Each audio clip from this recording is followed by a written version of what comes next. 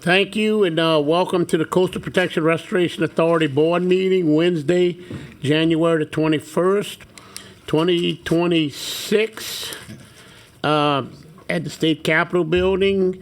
With that, we will call to order with the Pledge of Allegiance. Please rise. I pledge allegiance to the flag of the United States of America and to the republic for which it stands, one nation, under God, indivisible, with liberty and justice for all. And with that, Madam Secretary, the roll call.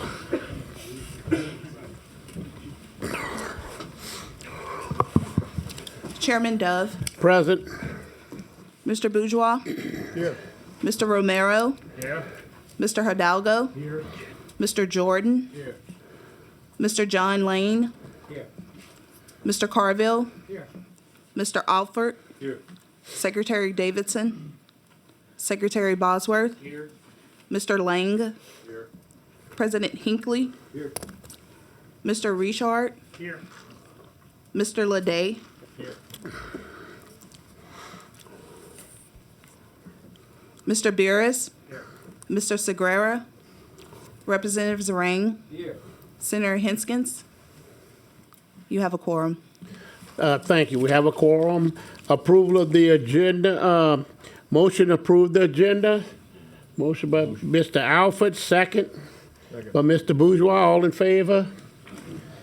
Any public comment on the agenda? Any public comment?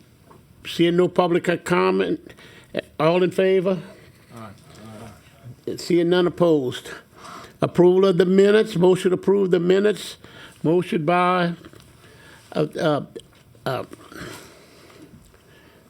wait, I went blank. Miss, I only talked to him 3 times a day, Mr. Hinckley.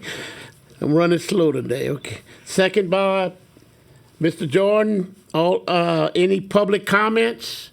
Public comments? Seeing none, all in favor?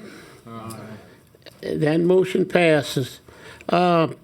Any old business? Any members wishing to make any comments? Any members of the commission?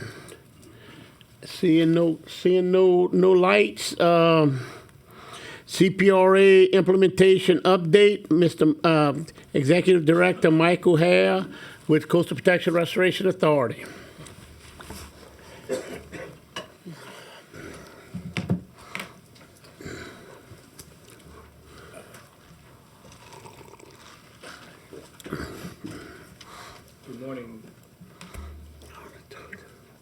Good morning, Mr. Chairman, members of the board, members of the public. Thank you. I dare not touch this computer. Good to see everyone. Happy New Year. I'm glad to be back in front of you to kind of walk through what will likely be a little briefer update than what we've had in the past. We've got several other presentations on projects this afternoon. But what I hope you will begin to hear sort of as a repeating or recurring theme as I go through this update, and hopefully the ones in the months to come, will be the commitment we have to completing a lot of existing projects and existing structures that are in some phase of development, or we've already built maybe a segment of it and we're going on to phase 2, possibly phase 3. And so really trying to capitalize on the great work we've already done and find those efficiencies in being able to complete a lot of the work that has been laid before us. So again, kind of our quick scorecard here. About 103 active projects. You'll see 33 in construction, 67 in E&D, 3 in planning. A good mix of projects that are going into our pipeline. Obviously, excited to see the construction number and hope that will go up higher. I've got a few updates to walk through today that will hopefully start to move that construction number up as well. A few changes from last month, and again, I didn't do probably a presentation like this during the last board meeting because we did a kind of an annual wrap-up and the annual plan presentation. So a few things to go through here. Port Fourchon Shoreline Protection over in Lafourche, that project is under construction. CPRA is committed about $2 million to it, and through our GOMESA funding, again, a great project. Hope to see that one completed very soon. Northwest Little Lake Marsh Creation Increment 2, you'll hear more about everything we're doing in this area at a later presentation, but we're expecting to go to bid in early 2026 on this project. Sugar Ridge Pump Station, again, in Lafourche, construction is substantially complete as of the end of last year, and hoping to get that wrapped up. Calcasieu Sabine, large-scale marsh creation. We've talked a lot about this project with the board. If you recall, this is the one where we were able to secure about $145 million grant through the Treasury Department under Restore. That project's been out for bid. We had a lot of great comments from contractors that were interested in it over the holidays. We've decided to extend the bid for 2 weeks to help them get better prepared for it. So we're anticipating bid openings on February 3rd for this project. Again, probably the largest project we'll initiate on the southwest side of the state. Again, appreciate the contractors and the interest they've had, and look forward to having a successful bid process with them. Schooner Bayou and rehabilitation of the saltwater barrier. Again, advertisements started late 2025, and I believe they did have a successful opening of this project on January 14th of this year. So this is being run through the parish. Cane Bayou Marsh Creation. If you'll remember, we talked a lot about this project last year. We did have a bid, or went through a solicitation. Ultimately had to go back and reevaluate the borrow source on this to try to find something that would be a little bit more cost effective. There's several other challenges in this area, so hoping to have this project substantially redesigned and back out for bid this year. I'm sure there's a few people behind me that might not like that timeline, but we're going to push as hard as we can to get this one back out on the street very, very quickly. On the river reintroduction into Maurepas, we have been able to complete a lot of the initial mitigation we needed to buy there, went through a successful mitigation bank credit purchase, and we're looking to move forward with the Corps right now. We continue to have issues with them related to a spill in that area, and hoping that we can resolve some of the issues around the Talco facility, and making sure that our partners at DEQ, us at CPRA, and the Corps are all very comfortable as we move that forward. There's 2, if not 3 reaches we will be trying to go to bid on this year for the West Shore project, and it's just very important that we clear some of these environmental issues and challenges with them, and very hopeful we can do that in short order. And then Morganza to the Gulf, again, no strangers to this board, the progress being made there. Reach K was able to reach substantial completion. Before I move on from Morganza, I got another one here on Upper Reach I as well. Bid opening was held at the end of the year, and the project was awarded to Rigid. I may just turn to Mr. Alford if there's any other updates on Morganza. I don't have anything else to my presentation. I know we saw some good news out of Congress recently. So we, of course, we were really excited to get $137 million or so. And the only issue with that is it comes through the court. And hopefully they can manage that better than they did the 400 before that. So we're excited. A lot of good things going on. Hopefully we get the money to put on the ground this time. Yes, sir. Well, we continue to work through the Corps on an innovative approach. I think I've briefed the board on this before, using existing language on how we can try to move some of those levee lifts forward in a more timely fashion. So excited to get that proposal in and figure out a way to capitalize on the money that our delegation continues to secure for us out of Washington for this project. Thank you for that. 2 more projects very quickly. NERDA Raccoon Island restoration project. It was able to reach 30% design late last year, and hopefully move that forward rather quickly. Again, we'll be using the NERDA funds for that. This project has been in the pipeline for quite a while. And then Chenier Otig Ridge restoration, bids were opened again at the end of 2025, and the construction contract was awarded at the end of right before Christmas on 12/17 to Patriot Construction. So looking forward to see that move forward. So again, number of projects that we're hoping to go to bid or that we've recently got under contract. Just a couple of project updates. Bayou Pigeon boat launch. I may have covered this briefly last time around, but we were able to do the groundbreaking for this. Again, this is utilizing about $2 million from CPRA. This was part of a larger effort to help support access into the Atchafalaya Basin, but it really fits into our rec use program. And I think there's a later slide on a groundbreaking that we did very similarly in Des Allemands, but I'll say great to have projects like this. I said it through almost all of my annual plan meetings that while the $100 million and the $150 million projects are fantastic, the ones like this really, I think, help swing above their weight class as it continues to keep the public engaged in the environment that we love and try to protect so much without having the rec use program and having people get out there and see what we're doing. Most people obviously won't see our work on a daily basis, but having them engaged in the environment, seeing the working coast, seeing the value that many of our agencies are all working to protect, I think is critical for maintaining the public support and buy-in that we're so blessed to have right now. Not only for our annual plan, for our master plan, but for protecting our agency and our ability to continue to work and deliver projects for all of South Louisiana. So this was a great event. We went from 2 boat launches to 7, and it was, I think, the day that maybe the second split was opening up. So as much as people were excited for us to cut the ribbon on it, we were blocking 3 of the 7 boat launches. So I think they were very excited for us to get out of their way and use it. I think this is the most heavily used boat launch into the Atchafalaya Basin, and it was very evident that day. And moving over, Grand Bayou Marsh Creation Project. We recently completed this one in November 2025. Again, addressing some of the historic land loss we've seen in Plaquemine Parish, created about 332 acres, and this was through CPRA. It's about $58.7 million, a great partnership with U.S. Fish and Wildlife, and the restoration of the marsh habitat in open water areas and forested ridge habitat along Grand Bayou. So glad to see this project done. I'm sure we'll be probably doing a few little wrap-up items on it, but great to see this one come to a completion. And then through our Paris matching program, Highway 1 terracing, this is yet another great partnership with Ducks Unlimited, really building upon the work that they had already done in the area. I think they had put about 73,000 linear feet of earthen terraces down, planted about 10,000 linear feet of living shoreline. Our project was coming behind that to add an additional 20,000 linear feet of earthen terraces. Again, helping to reduce wave energy and add and provide much needed protection to Highway 1. Again, great partnership, capitalizing on the work that's already been done in the area and really trying to build upon that prior success.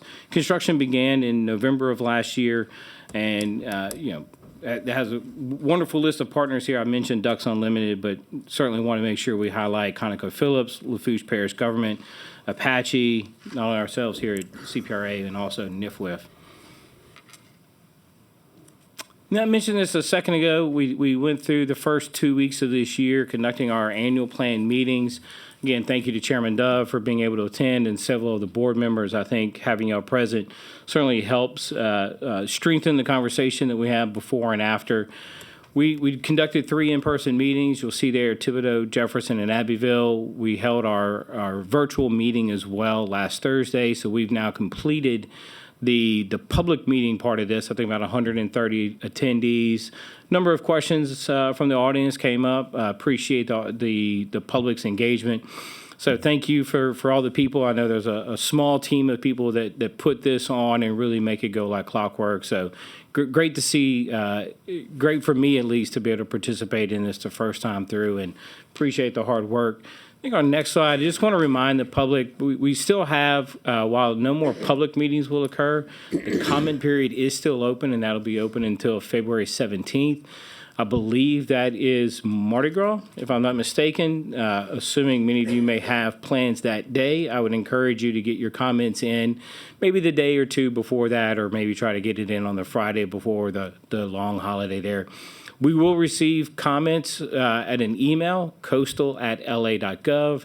You can also go to our online portal, ap27.coastal.la.gov. You can also submit comments to us in writing at the annual plan comment, 150 Terrace Avenue, Baton Rouge, Louisiana, 70802. Again, February 17th is the deadline, and we really appreciate the public's engagement so far and look forward to many more comments coming in.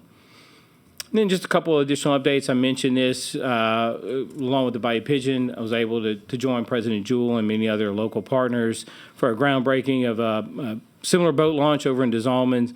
Again, this one was funded out of, I think it was a Restore bucket. It had about $60 million in it. And we've been able to fund 23 different rec use projects through this. So excited to see this work done. President Jewell did invite me to stand close to him. I hoped I would have gotten a little further away so our height difference wasn't so pronounced, but that seemed to be very impossible. But great day with him on that, and then I was able to follow up the next day and actually go ride his entire levee system with him. So while he's not here, I would like to say to Mr. Leday, thank you for President Jewell's time. It was great to get out there and spend some time in his parish and kind of ride through all of these, ride through all these projects. Certainly giving me a better sense of place and what he's working so hard to protect. And then finally here on NIFWIF, we've got the National Coastal Resilience Fund, NCRF. Louisiana obviously did very well in competing for these dollars, about $5.4 million overall. Several of the project types, I think, just to make sure people understand the history here, this was established in 2018 and invested in nature-based solutions that protect coastal communities while enhancing habitat for fish and wildlife. NCRF invests in conservation projects that restore, increase, and strengthen natural infrastructure selected from 4 project categories. Number 1, community capacity building and planning. 2, project site assessment and preliminary design. 3, final project design and permitting. And 4, restoration implementation. And I think we've got a wide variety here. 4 Louisiana projects were selected, $5.4 million in total.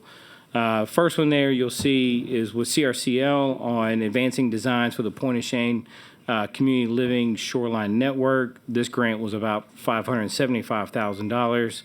Then Coastal Restoration Planning for St. Bernard Parish, they got about $250,000.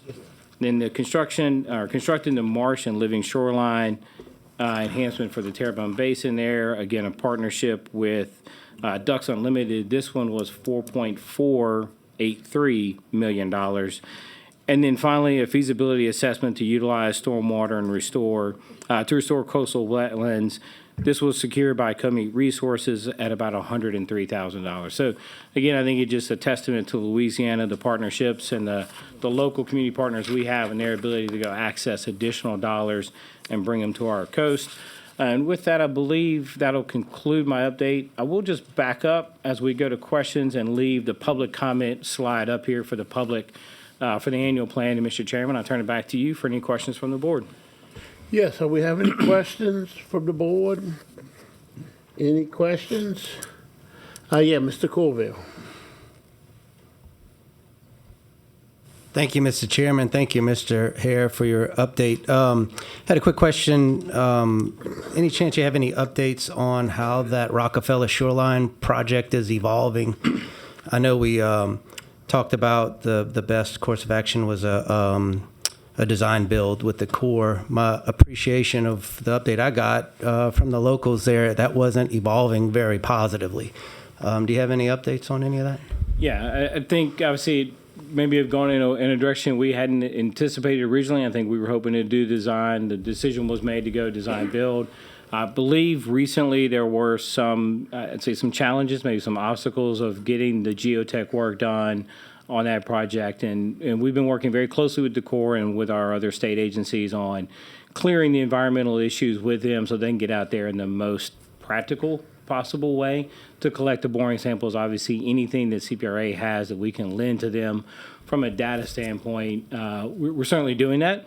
Although I think I was reminded that the core samples or the boring samples we have are probably now in the ocean because of the rate of land loss we're seeing in the area may not be as helpful. And so I think there's obviously a heightened sense of urgency by everyone to clear this and move forward. So I will say the Corps does have some additional dollars I think they want to obligate here, and we're trying to come up with our match for them. But we want to make sure we're doing it in the most expeditious way possible. Well, thank you. I appreciate it. Yeah, if it seems like your staff was really successful in that original project, so perhaps if I could encourage your staff to stay engaged maybe they can drag the core along in the spirit of beating up on the core today, like everyone else.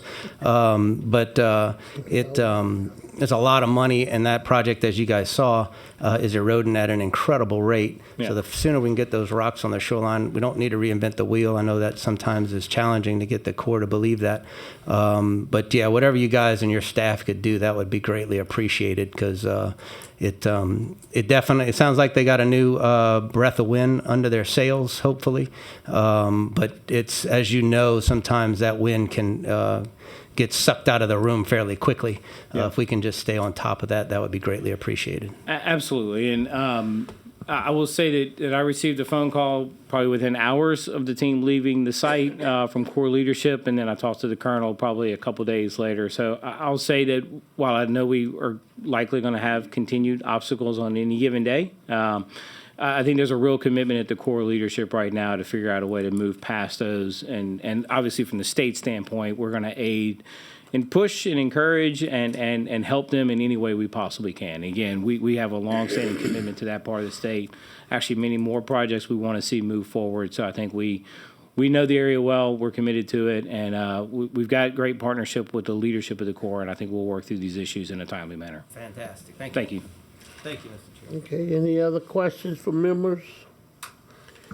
Seeing no questions, thank you, Mike, for all your hard work, and I know you and the people of CPRA have been working diligently on our annual plan and getting with quite a few parishes, so we appreciate all your time on that. Absolutely. And I just want to express my thanks again to the board members who showed up to the annual plan meetings. Your presence certainly makes a difference. And I look forward to the conversations we'll have in the month or so ahead of us as we go to finalize this plan this year. Thank you, Mr. Chairman. Thank you. And the next one, White Lake Conservation Plan, Brian Lazina with CPRA and Tommy Toomer with the Louisiana Department of Wildlife and Fisheries.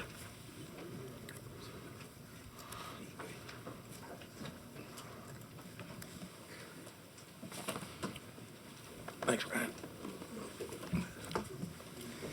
Good morning, Chairman, members. Appreciate the opportunity for myself and Assistant Secretary Tooman to speak with you today. Obviously, we're here to talk about the White Lake Conservation Area and Management Plan, but I hope you'll also see it's a good example of when we can get multiple state agencies together, really leverage our efforts for a common good to benefit the citizens and importantly, the resources of Louisiana here. So we'll split the presentation here, but excited to be here with you today.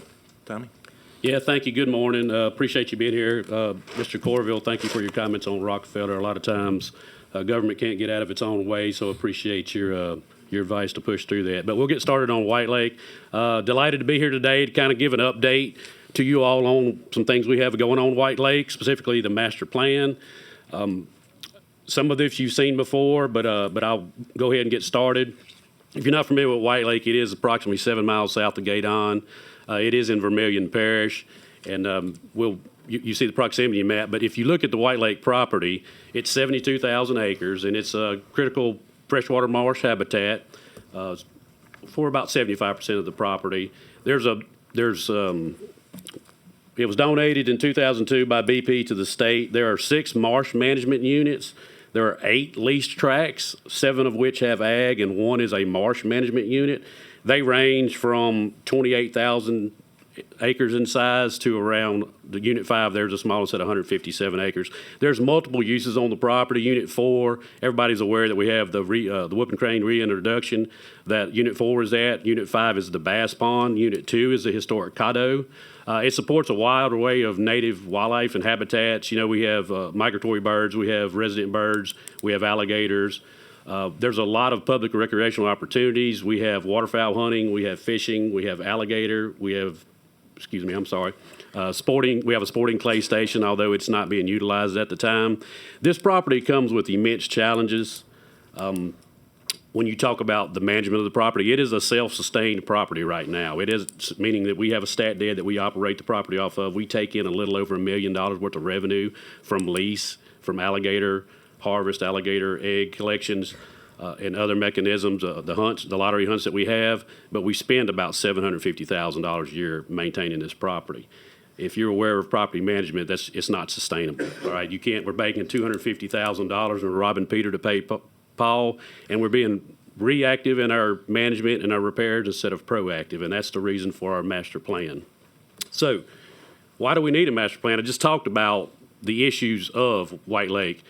We have erosion of all the impoundment levees. We have an aging infrastructure. You know, it was donated by BP. They developed this 60, 70 years ago.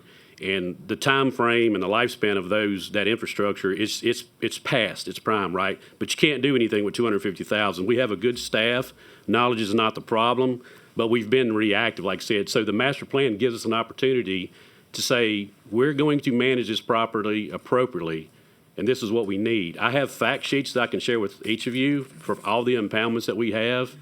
We can talk about, we know the problems we have. My background is habitat management. That's what we're going to focus on. We're going to focus on habitat. You've probably seen a lot of stuff this week about waterfowl in Louisiana and a certain letter that caused an uproar. But, you know, all we can do is take care of what we can take care of, and we have habitat issues in South Louisiana. White Lake is a priority for this department, is a priority of this governor's administration, which is why we're doing this master plan and why I'm sitting before you talking about the changes that we've made. We've combined the work unit of Rockefeller and White Lake to better address the needs that this master plan identifies. So we have the GIWW running through it. We have erosion issues with the GIWW. We have erosion issues. We have levee breaches along the Florence Canal. We have units that we cannot manage actively. We can only passively manage them. That's a problem from a habitat manager. Unit 1 can only be managed by draining it through Unit 2. When you have lack of independent management, you can't manage property correctly and like it needs to be managed. So all this stuff is identified, so that's what we're coming to you and telling you about. We're talking about a global need for the property that we can address throughout this master plan. We have old oil and gas infrastructure that creates obstacles for management. We're working to kind of get some of that removed and see how we can do our management. And then we have outdated lodge and update of needs and repairs, but we're going to focus on the habitats in the property today and not so much the lodge.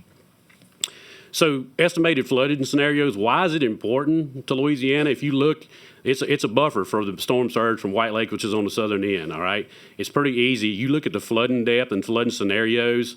If you have levee breaches on White Lake, you basically lose Gaydon. The water's going to make it all the way up into Gaydon and then some to Vermilion Parish. So it's a super important property for the public there. So the master plan development, its purpose is to protect and sustain this marsh habitat we talked about. It's a collaborative effort, and we finalized it in October 25. It was a very comprehensive effort. What we talked about, we had stakeholder meetings. We had meetings with, not official meetings, but we have an official meeting coming up with all our leaseholders to talk about the changes that we've made and the changes that we're continuing to make and how we're gonna manage this property into the future. So it's been an enormous thing. We had staff put in a lot of time reviewing, working with CPRA and the contractor that developed the master plan to come up with this plan. So I talked about the challenges and I talked about kind of Band-Aid approach that we've taken in the past with this property. We have been doing some things, all right? We saved that $250,000 and we use it wisely on this property when we need it. So we have had some levee restoration and some pump upgrades. We have 10 water control structures on White Lake. You stop and think about that. We talked about, we have the 8 marsh management units, and there's about 18,600 acres of ag land. So if you do the math, we have about 54,000 acres that we manage with 10 water control structures. That's not enough, all right? So we're addressing all those issues in this master plan, but we have been doing some things. We did a Unit 4 pump levee restoration and pump grade. We did some rock breakwaters along the GIWW in 2013. We had some NACA funding, and we had some funding from the White Lake account, and we did 1.4 miles of rock breakwater, and it works. So when you look at the master plan and you look at what we have proposed in our master plan, we already have, some experience of what works on, and we talked about, we put that breakwater out there, and there's land building behind it. So we're having some accretion of some land back to that rock breakwater, so it's achieving the results that we need. We added a Unit 1 water control structure in 2022 with the Louisiana Waterfowl Working Group, some funding that they secured for us in the 2023 session. We upgraded the Unit 2 pumps. Like I said, Unit 2 is really, we have the ability to, 3 units we have the ability to manage actively, but we can't manage them independently. So I reiterate that that's a big issue for us. Unit 2 levee breach repair in 2024 is a cooperative endeavor between Wildlife and Fisheries and Ducks Unlimited and multiple donors. That costed $553,000. It's on the southwest corner of the property, if you're not familiar with it. And then we had the roofs replaced on the buildings on the island. And then this year, we're working on we just finished the Guillotine Gate replacement. There are some issues there, but we funded that out of the White Lake. There's some issues there, but we're working through the issues with the contractor, and it's almost finished. So I'll turn it over to Mr. Lazina, and he will talk about the planning and other stuff for the master plan. Thank you, Tommy. So I mentioned partnership, and really where CPRA comes into this is exactly that, lending sort of our planning expertise and knowledge on here, and planning to implement, which is something both of our agencies really pride themselves on. So going into that a little bit, we also took it from the lens of how do these things also fit in, and I'm part of 3 different master plans now, so bear with me if I go between them, but the state's larger coastal master plan as well. So how can we get benefit to White Lake as well as the state's larger coastal plan? So the goals of the White Lake master plan first, sustain and maintain the high quality wetland habitats within this area. It doesn't take any little bit of discussion with any locals, and you realize the importance of this area to a larger area of southwest Louisiana. Maintain the wildlife associated with these wetlands. Tommy mentioned the agricultural presence on the leased properties is incredibly important. Generate that self-sustaining revenue so we can keep this place and better this place. Allow additional controlled public access. That's obviously important. We want folks to know about these things. Host education and outreach opportunities, which both of our agencies do a lot of. And then, of course, number 1, support biological and ecological research so we can make those things better as well. So Tommy mentioned this was extensive outreach and engagement for the plan here. You see some of that. Chairman in the forefront up there into a meeting we had in Abbeville, and that is ongoing, but I can tell you it's been incredible to hear the stories from folks about their connection to this place and that area, what it means to that particular area, generational connections on there. And of course, we all know what it means to the viability of the waterfowl and others in that area. So you can see the public meeting was on August 19th. We had more than 100 attendees, and it was truly awesome. And this was, of course, in line with a bunch of other things. So basically, the plan recommends 4 strategies to achieve these goals. 1 is implement coastal restoration projects. That's number 1. It's a bias. It's a personal favorite. Number 2, revitalizing the lodge and island facilities. Tommy mentioned some of those. Develop the revenue generation initiatives, and then really establish partnerships for long-term sustainability on there. We want to see this as a multifaceted sort of partnership as we go forward. So talk about a few in particular on the first strategy. I mentioned coastal restoration projects. So what we did was look at what we could do in sort of near-term projects, what we could start on the ground today, and you'll see some of that, what were the important projects to go into now into the future, and then some we can advance as funding becomes available. So the first is the GIWW shoreline protection. Those of you from the area know if you're in the intracoastal, you stand on the bank or in a boat, you're well above the land that's on the other side of that levee right there. And so that's incredibly important, not only to that land, but the communities to the north of that particular levee. The Unit 2 impoundment, the CADO, was levee stabilization. We'll talk a little bit about that. This is an incredibly important piece of the unit that the department can manage to really benefit our natural resources, and then protection overall on the White Lake North shoreline protection. So another area, high energy area in White Lake there, threatening breaches into the management unit. So we have, I mentioned protecting the shoreline along the GIWW. We're looking at about 20 miles of rock breakwater necessary to protect that area from erosion. The agency has secured about $30 million in funding for E&D and construction, and so we're in that process right now, going through that, trying to get, again, some of these areas, especially those high need areas, they're all high need, but the highest of high need areas on the ground as soon as possible. Although it does come with a total cost at about the 120 to 130. I know all of you sitting here are familiar with what rock cost these days compared to previous. Number 2, mentioned repairing the levees of Unit 2, the important CADO area. We really need to lift, support, reinforce, and stabilize this so we can effectively manage this area, mitigating any future impacts as well on there. There are oil and gas interests, quite old oil and gas interest in this area. When we originally looked at it, we thought we were going to potentially have to go around that. It's an incredible cost, working again in partnership with the consulting firm, LDWF, CPRA, specifically the engineering section and others.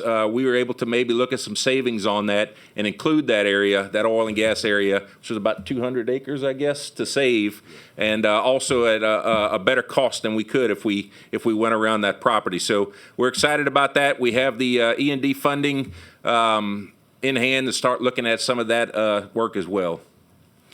And then I mentioned protecting White Lake's northern shoreline. So anywhere we see these shorelines, again, on the left, you can see just historical sort of lines of shoreline retreat, white to yellow to where it currently is there. So what we're looking at is 7 miles of breakwaters along the North Shore. That's about 61,000 acres of marsh. We're talking about protection with that. Again, we have E&D funding in hand through CPRA. We're looking at some of the preliminary engineering on that, but again, really concentrating on some of these hot spots as we see, even though the total cost is upwards of $100 million. So the timing, I mentioned some of these projects, especially tiered projects. This is the schedule for upcoming design and construction. You can see a lot of those are started Q3 of 24, 25. You see most of those projects, except for actually construction, all in the previous calendar year. We're looking at finishing up some we have. Obviously, the plan with project prioritization is finished. But looking at getting into construction around Q2, Q3 of 26 for some of these GIWW projects specifically. I mentioned those were further along. They're critically important. That's what we've prioritized now to do to protect those areas. So Assistant Secretary Tuma mentioned the lodge. Won't spend a whole lot of time on this today, but just for those of you that haven't seen it, here's the overhead on that between guest cottages, staff quarters, all of those particular items. It's from the 50s, if you ever get a chance to see it. It hasn't been maintained over the years with hurricanes up to certain things, but again, revitalization will allow these facilities to meet the overall goals of the conservation area and the management for waterfowl and others as a whole. I want to reiterate and asterisk, if I haven't, only private dollars will be used to fund this effort. That's incredibly important. I've spoken to several folks about that. It's in the planning stage, but obviously we all feel it's important for that partnership, and private dollars will go towards that effort. This isn't impacting any of the other dollars that our two agencies would use for management or coastal restoration. So again, a revitalized lodge provides more space, more rooms, more amenities, better Louisiana experience on there.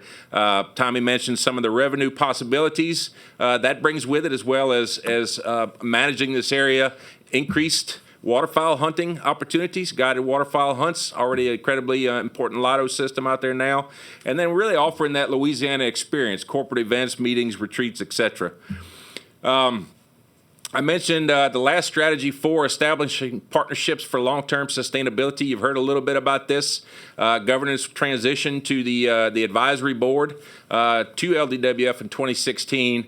One of the recommendations is a new governance structure partnership to allow that private investment revenue generation. And then, we're looking at specifically through the department and partners, LDWF and partners structures that would be possible, those different mechanisms to best do that. So there's the QR code that we all use these days. If you'd like to view the plan, I believe you might have copies. I see the chairman looks like he does.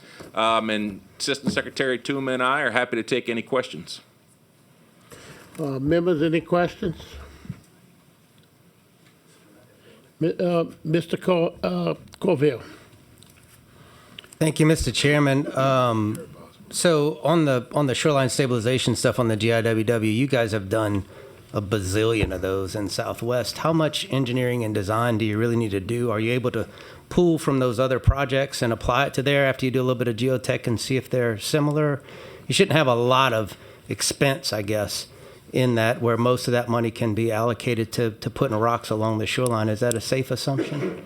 Yeah, and so we, wherever, and you mentioned, the similar project with Rockefeller there, we obviously, we've done a lot of work in those areas, and we don't lose track of the work we've done. So the expertise and quite a bit of which you'll see, thankfully after Tommy and myself, so the smart folks can come in.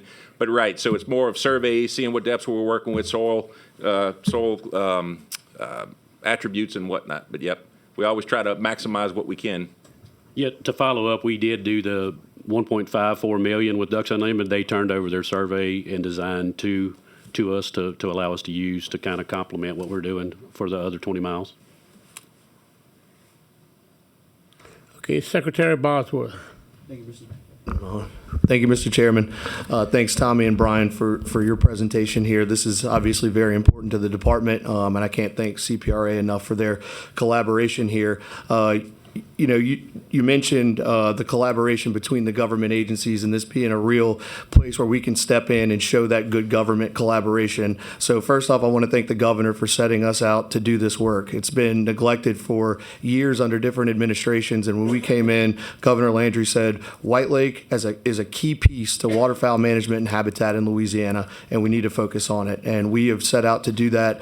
We've been on White Lake as a group, many of us, several times, 5-6 times since we took office. And so I'm going to run through a list of the folks that have been involved in this just to kind of highlight the collaborative effort that we have and all the moving pieces that we have here on White Lake. The governor and his staff, our staff, CPRA, Royal Engineering, C&E, Ducks Unlimited, the state legislature, this board, and all of our leaseholders. We have been actively engaged in management and planning on management for this property for 2 years now. And this plan and the diligence of Royal Engineering is that coming to fruition. Although it's been 2 years, we are just at the beginning of working and funding on this project. And I really want Tommy to give a broad overview of kind of the philosophy that we are using at Wildlife and Fisheries and why White Lake is so important to that management structure that we have implemented across the board from Texas to Marsh Island, including state lands, Wildlife and Fisheries lands, private lands, and federal lands. Yeah, so thank you, Mr. Secretary. So we talked about our wheelhouse at Wildlife and Fisheries is we obviously do a lot with species, and we have some wonderful species experts, but the answer is habitat, right? You don't have any species, you don't have habitat. So what we've set out is a very comprehensive approach to focusing on proper management, increased management of habitats in Louisiana. And that's from Arkansas, Texas, Mississippi to the Gulf, right? That's what we're looking at. That's what we're focusing on. White Lake is a priority for Southwest Louisiana. If you're from that area, you know the golden triangle of White Lake, Rockefeller, and Little Pecan, right? So we're focusing on the habitat. We've created a conservation incentive program that will be administered through the department's private lands programs, and that's to work with private landowners to provide cost share funding to do habitat-friendly practices on their property. It provides sound technical guidance if you lack that, if you don't have a consultant that you're already working with. But we bridge the gap between, there's a lot of money with the USDA and Natural Resources Conservation Service, so we bridge the gap between speaking bureaucracy and to talking to the common person where they can understand it. A lot of people are overwhelmed with the amount of paperwork for an application. That's where our wildlife staff comes in. We'll do that for you. We'll take care of it for you. We'll give you advice on, if you tell me that you want to increase your waterfowl habitat or you want better deer habitat, we tell you, like, this is what we can do. This is what we recommend doing. We've been working with, so that's a big thing. The biggest thing is our conservation incentive program. 90% of Louisiana is privately owned. So if we do everything right in Louisiana on our public lands, we only touch 10%, right? So we've got to get private landowners engaged. We have to provide a funding mechanism. We have to provide an incentive for them to manage their property for wildlife, because if they can make money with commodities or other uses, alternative uses, that's what they're going to do. There's so many more activities. There's solar, there's wind energy, there's all these things that are coming online right now. We need to be able to compete in that hemisphere to offer the private landowner an alternative to those things and an income stream. So we're really into that. At the federal policy level, we're looking at programs and incentives programs. We're very active. What Louisiana needs, right? We're not sitting by. I talked about being reactive. We're going to be proactive. I will tell you what I need.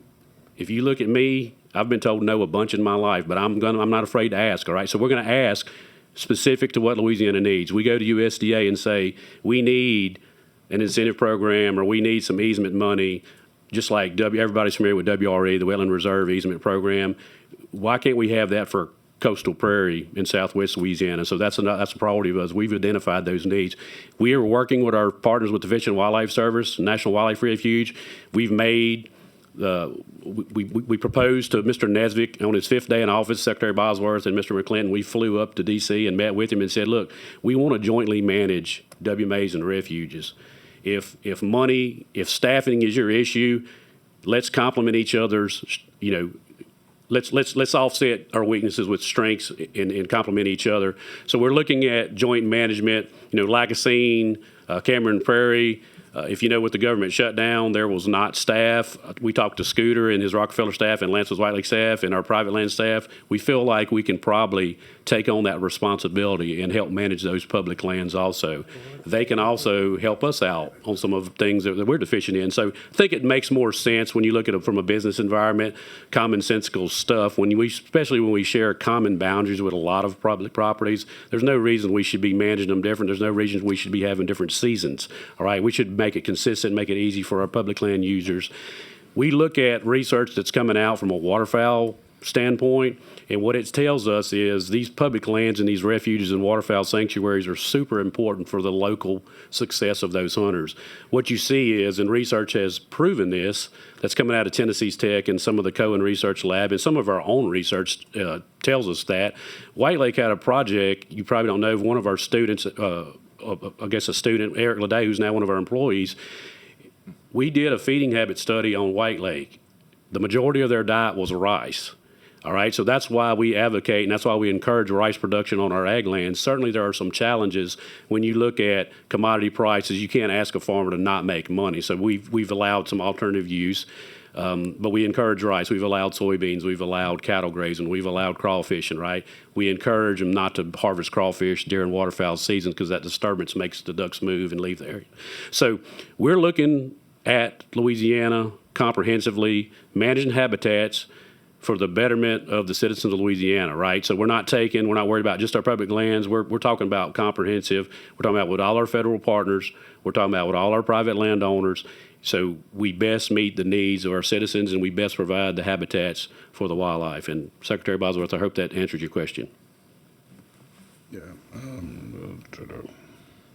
Yeah, thanks, Tommy. Definitely answered the question. I just wanted to make everybody abundantly aware that we are managing this thing on a landscape basis now and not trying to piecemeal blocks of land together without the support of everybody in between. And it's just kind of revolutionizing, in my view, revolutionizing the way that we're managing these properties. And I don't want people to think that we're just doing this in the coastal zone. This is the way that we're managing our WMAs up and down the river and everywhere else in Louisiana as well. So I want to give a shout out to Vermilion Parish. I've been fortunate enough over the last 5 months to spend a whole bunch of time down there for work and for play, hunting alligator, teal, big ducks, being on White Lake, doing this kind of work, with some of the oil and gas companies and my colleagues here in government. It's just a very special place that's near and dear to a lot of people, including myself. So great projects going on, exciting times here at Wildlife and Fisheries for our property. And one more note here. When we're looking at $50 million going into White Lake and we're looking at funding these things at $120, $130 million, this is public dollars going into public lands for public access and public recreation, and I can't think of a better use of taxpayer dollars than using it for the public. Thank you. Thank you. If I may add one very important key that I left out was we're focusing on land acquisition also in Southwest Louisiana.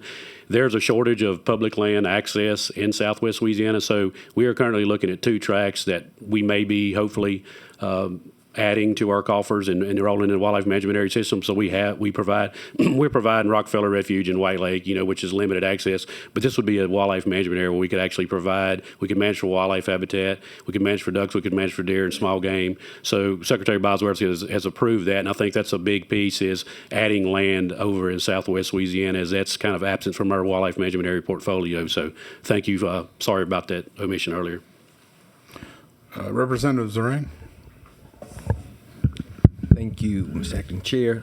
Guys, appreciate presentation and what y'all work on this project. And Tom, you mentioned the comprehensive approach to management. I appreciate that, and I think that's important. And getting the feds involved is going to be something that I think we can manage and hopefully benefit the coast.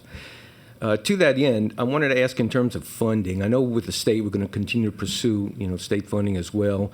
In the annual plan, it recognizes GOMESA dollars, and just wondering, is Parish GOMESA dollars supporting that as well? And also, do y'all have oil and gas revenue royalties on the area? Is there some exploration that helps with that as well?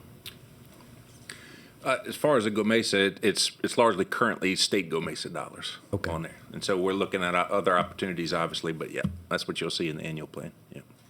And as far as the oil and gas revenue, we do have some revenue coming, but it's pretty minimal with the amount. It kind of ebbs and flows with the market, and there's not a lot of activity going on White Lake right now. So it's $100,000 a year or so, as I remember the last financial report. Okay, and you're experiencing that across all your management areas, Correct. I understand. Correct. Yeah, I remember during the Barham administration, we were bringing in about $7 million a month. I think we bring in less than $1 million now, so it's pretty dire. It's basically the way our agency operates, which is why I think we've been generally funded, or we've asked for general fund dollars for the last 2 years, because we're at a shortfall of funding. And it's a great spot. I haven't been there. I can appreciate why you want to restore it. And you mentioned coastal prairies, which is important. It's one of the rarest ecosystems we have. We had so much in Louisiana, and we have so little now. But I think this is definitely something that we need to continue to work and preserve. Right. White Lake actually has, I think, 430 acres of coastal prairie. So it's a very unique spot in Louisiana, and it's integral for the public. They may not know, and I actually talked last night in Marrero with Senator Duplessis about how even if you're not aware that you benefit from these properties, we do a very poor job of telling people how the public at large benefits from these properties that we own. So that's one of our strategic plans, is to get our message out better. So thank you. Yep, the public and the resource that you Yes, sir. Yep. Thank you. So one thing that I was paying attention to in the presentation with Mr. Lazine and Mr. Tuma was that how often this was the Louisiana experience and things of that nature, and being able to do that, and the rarity of everything that we have. It just occurred to me, and listening to Secretary Bosworth's list of people who are participating in all of this, that the Louisiana Department of Economic Development maybe should be involved in this, as well as the Louisiana Office of Tourism. This is something we should be showcasing, and we should be trying to leverage every aspect of Louisiana state government to that goal. Mr. Bosworth. Yeah, thank you for that point. And I omitted my friend Brandon down here from Office of State Parks. We have been in close collaboration with State Parks on kind of some joint ventures, again, trying to manage these properties as a block where we have Boca Chica, for example, a WMA adjacent to or abutting a state park, so that we can have more tourism and to utilize their communications and marketing arm, because they do it so well over at tourism to attract more people recreationally to our properties. And so, look, I think economic development is a great way. I will tell you, this cabinet meets once a month. We sit down and we have meetings once a month. We are working very collaboratively right now across the board for a whole of government approach. It's one of the things that I'm very proud of, to be a part of this administration. And so, when we look at working with other state agencies, we're doing that really well, but I think we could do better by bringing some of these folks in. So, great point. Awesome. Does anybody else have any questions? Mr. Romero. Comment. Thank you very much. Very good presentation. About 10 years ago, I was lucky enough to get invited to go on one of the executive hunts at White Lake by an oil company out of Houston, talking about tourism. Everybody on the hunt except for myself was from outside of Louisiana.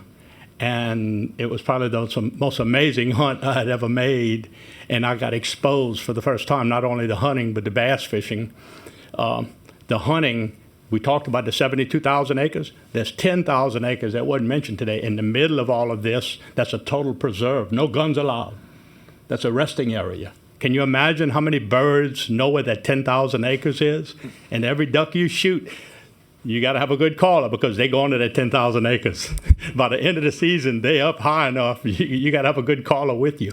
But it's an amazing experience. And from the year after I got invited, I called one of Mr. Hidalgo's constituents in St. Mary Parish and invited him to come on the hunt and described to him how nice it was. And it was $2,500 per gun. You bring 10 guns, 12. It was $30,000 for a 3-day hunt, and you get the bass fish after each morning hunt. Well, from that point on, after his constituent came, the next 3 years straight, this individual would call me and say, Craig, I have 3 dates. Pick a date that's good for you. I've rented the lodge to go on a hunt. And I'd ask him, how many guns do you want me to sell? You know, just like I did the first year. He says, no, I rented the whole lodge. and the week before the hunt, each of the 3 years, he'd call me a week before and said, look, Craig, invite 7 or 8 of your friends. I'm going to bring my 2 boys with me. So I got to bring other people there, but it's just an amazing experience. And just in closing, I never caught in my life an 8-pound bass. The first morning I fished, I caught an 8-pound bass. I drank 3 or 4 beers. I took a picture with the fish, and I let the fish go. The very next cast, I catch one a little bit bigger than that one. Back-to-back casts. It's like a big aquarium out there. It's the finest place I'd ever been to, and I'm glad to hear all that y'all said about rebuilding. And the lodge, you would need to upgrade the lodge, but there's so much aesthetics there. That was BP's hunting lodge. They'd come from England to hunt in South Louisiana, the board of directors for British Petroleum. A lot of history on that place, and I'll forever remember that. The last year I went, 6 years ago, my wife and I lost our youngest son, but the last year that I did go there, he was able to come and hunt with us, and it was amazing. In fact, they put one person in a blind with a wildlife agent, and you hunt 12 different blinds. Well, the year that I brought my son, we made the morning hunt, and we got back that afternoon. I could see Isaac in the corner talking to all the guides, and that night after dinner, he says, Daddy, don't say anything in the morning. I've talked to our 2 guides. We're going to all hunt in the same blind, the 4 of us. So I had 3 professional callers, my son and 2 other guys. It was like kamikazes in there. I'll never forget that day. But, it was a good experience. But thank y'all for what y'all doing. In fact, when BP transferred it, they had a royalty problem, and they donated the surface to the state of Louisiana in exchange for what they owed the state. I was invited to go out there, but it was so controversial in the Vermilion Parish community. I said, no, I'm on the front page of the newspaper enough. I'm not going out there right now. And that was during Mike Foster days, if you remember. It was a long, long time ago. But thank you very much for what you're doing, and don't hesitate to knock on our door, because we need to do any and everything, because the ducks in South Louisiana are there because of White Lake. No other, end of discussion. They are there because of that 72,000 acres. There's so little gun pressure on the other 60,000. That's why the ducks are in South Louisiana to the extent that they are. Thank you very much. Thank you for your comments. Thank you, Mr. Romero. Mr. Richard?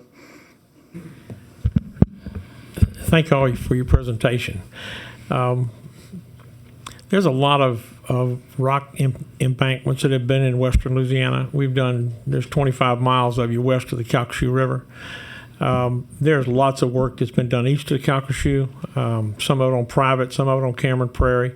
That data and that success showing its land building is well documented. I want to bring up Sabine Refuge. This is nice to talk about White Lake, and I have had a long association with Amoco. I managed about 250,000 acres of their land for 10 years. And White Lake is an important place, but you got a twice the size of that refuge sitting at Sabine National Wildlife Refuge that has done nothing in regard to waterfowl or nothing in regard to management. As you all may know, CPRA manages the Cameron Creole watershed, and now, because of neglect by Fish and Wildlife Service, they also manage the western side of the locks at Hog Island Gully and the other locks that are on the west side. It was done as a perimeter plan because we couldn't put locks on the Calcasieu. We have structures all around there. My friend Chad Corville and I manage an awful lot of land in the west, and we have an awful lot of meetings. We just had a comprehensive plan done for Cameron Parish. We had 7 meetings there. Not one Fish and Wildlife Service employee showed up. We've had no suggestions for management there. Every project that's been proposed on that refuge and in that country has been by private individuals, 2 of them that are sitting up here on this board. And I would hope that CPRA, and I applaud Secretary Bosworth saying that they're working with Wildlife and Fisheries, who I also have a history with, of managing that piece of property.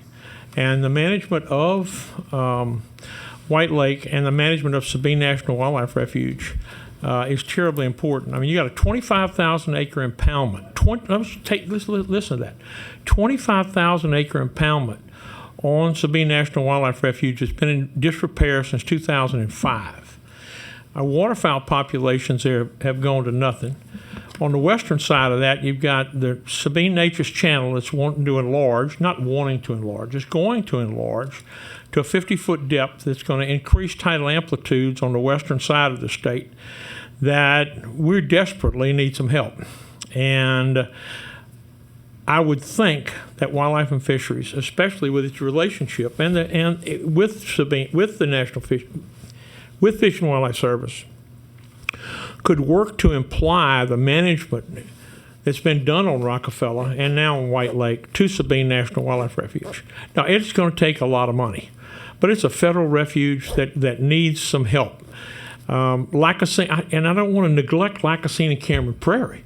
You're sitting there with the same type of management there, which is nil. I mean, there's no farming on Cameron Prairie. I have no idea if there's anything left on Lacassine. But it is sorely needed, and I just bring it to your attention. Thank you. Thank you, Mr. Richard. Is there anything, anyone else have any, see the board's clear? Anyone else? Thanks for everybody. Thanks, guys, for the presentation. We'll move on to the overview of CPRA's marsh creation design guidelines. Mr. Rudy Semino and Adam Linson with CPRA.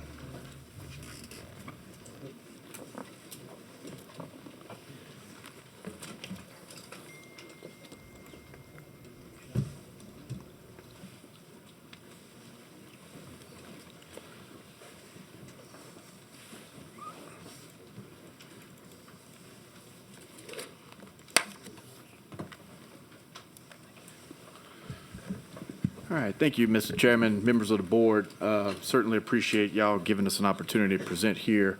I've had the pleasure of presenting to this board several times over the past year or so and presented some great work. Next three agenda items, I'll bring with you some of the people who do that work. Mr. Lazina said some smart people are coming up behind. He certainly wasn't talking about me. He's talking about the handful of people I brought with me today, and specifically the three that are going to be sitting to the right of me of the next several items here. So the first one, in advance of the BP settlement dollars in the 2015 timeframe or so, we understood, based on our master plan and other efforts, that we were going to invest in a lot of marsh creation. We learned a lot from the projects we had designed and built over the years, but we took an opportunity to formalize that and create a set of guidelines, design guidelines. These documents have been used, these guidelines have been used by several government agencies as well as private sector firms who do work for us. Mr. Linson is going to take you through them and give you some opportunities for improvements and updates as we continue to look at those documents. So without further ado, I'll introduce Mr. Adam Linson, CPRA Engineer Manager. All right. Thank you very much, Rudy. I'll reiterate what he said and just thank you all for the opportunity to come present today, not only for myself, but for the other engineers that we have with us today that have some good topics of discussion. As Rudy said, I'm going to be talking a little bit about marsh creation, an overview of construction and design, with a focus on our marsh creation design guidelines and some of the details that are included in that document. In a little bit more detail, I'm going to highlight mainly the main project components of a marsh creation project and kind of some of the construction methodology and associated equipment that goes along with it. And then I'll get into the guidelines themselves, the purpose of them, their history, and some planned updates and improvements we have for the future. So this is just a snapshot of the 2023 master plan. I think most of us are pretty familiar with. I just wanted to emphasize, of the $25 billion restoration budget in the 2023 master plan, about 2/3 of that is geared towards marsh creation in particular. So this has been a pretty recurring trend in most of the master plans. In some years it's been a little bit higher than others, but for the most part, it's represented a majority of the restoration effort in the master plan. This is a slide that Mr. Hare presented earlier today. I just kind of wanted to highlight of the 103 active projects that are ongoing at the agency right now, about 1/3 of those are marsh creation, which is pretty well in line with what the master plan has outlined. And if you look purely at just the restoration projects themselves, it's well over half of all the restoration efforts that are ongoing are geared towards marsh creation. This slide, I know it's probably a little difficult to read. It just kind of shows a snapshot of our dredge forecast spreadsheet that we use in-house to kind of look at projects that we have actively in construction, those that are kind of on the radar in the next couple of years, and what anticipated dredges we might expect, inland borrow sources, or maybe things that are offshore in the river, and just kind of gauging, the upcoming projects that we have. And so just to highlight a couple of these, and some of these were brought up earlier this morning. 3 on here recently completed construction. That would be the HNC Bird Island project, the Grand Bayou Ridge and Marsh Creation project, and the Lake Bourne Marsh Creation project as well. Beyond that, there are 2 projects we have that are actively in construction, the Mid-Breton Land Bridge project, BS32, and the Mid-Breton Land Bridge West project, BS38. And then in the near future, we have 2 projects that are gearing up to start construction. We have the East Delacroix Marsh Creation project, BS37, which recently opened bids a couple weeks ago. And then, as Olivia will be presenting here in a little bit, the Northwest Little Lake Marsh Creation project. I just wanted to highlight that of these 7 projects that I just kind of called out on the sheet here, 6 of these are marsh creation projects, and 5 of them are designed by our engineers in-house at CPRA. In fact, a majority of the 32 projects that were shown on the previous slide are also designed largely by our engineers that are in-house. So just to kind of give a quick overview of marsh creation before kind of diving into the guidelines a little bit. Of course, the goal of these projects are to create wetland habitat in typically degraded areas across the state in an attempt to maximize the ecological value of these projects over the course of their design life, which is typically in the realm of about 20 years. These projects dredge sediment typically from open water areas, be it inland lakes, bays, or places like the Mississippi River or offshore, and they will move this material through dredge pipe into predetermined marsh creation sites that are typically fully contained by earthen berms that are built using materials located on site. Over time, most of these sites tend to naturally vegetate, but we also have a vegetative planting program that helps those sites that may need just a little extra help in getting some of that vegetation started, or if there are specific targeted species we're looking for. But just to kind of highlight some of the key components of marsh creation projects, I'm going to use the Grand Bayou project, BA217, as a recent example. This project borrowed material out of Mississippi River borrow source near West Point, Allahash, near the siphons, and pumped that material about 5 to 6 miles along the west bank of the Mississippi River, over the MR&T levee, under Highway 23, and then into the marsh sites that you see here. So the focus of this little part of the presentation will be mainly on the first 3 items, the borrow, the dredge pipe, and the marsh creation areas. We have another presentation slated for later that's going to go a little bit more into detail about equipment access routes. So this is just showing a time lapse of the Grand Bayou project itself. This is that northernmost cell, showing a time lapse of construction following containment construction. So you can see the progression of marsh field placement kind of starting from the top. And as they progress, they add additional dredge pipe length, and they have additional equipment out there as well, like marsh buggies and bulldozers to actually move and grade this material to the specific elevations that we're looking for. But first, before we can actually place the fill, we do typically construct earthen containment to fully enclose all of these areas. And this is most often done with mechanical excavation equipment, be it the marsh buggy that you see in the video here dredging or digging for earthen containment, or barge-mounted equipment as well that you can see in the top right. And so these are typically constructed in multiple lifts. You can see they're borrowing internally here from the marsh cell and placing it in the alignment that's on the south side here. What that allows for is for this material to kind of dry out, gain a little bit of strength so that we can achieve the elevations to match the target slurry elevation or the marsh elevation that we're looking to achieve on a project.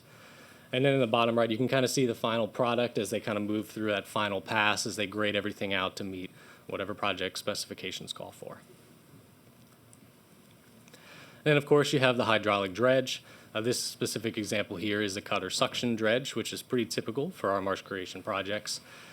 This dredge in particular is also a 30-inch dredge, which is on the larger end, and those are typically geared more towards deep open water areas such as the Mississippi River or applications offshore.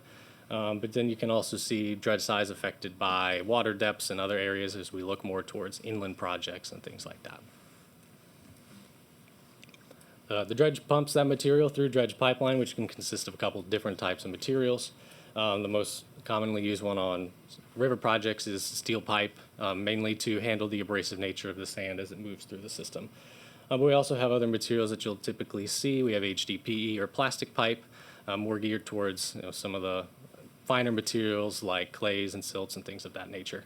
But also rubber pipe as well, which you can see here in the top right picture, which in this case affords some flexibility to the dredge to maneuver and dredge within the bar area.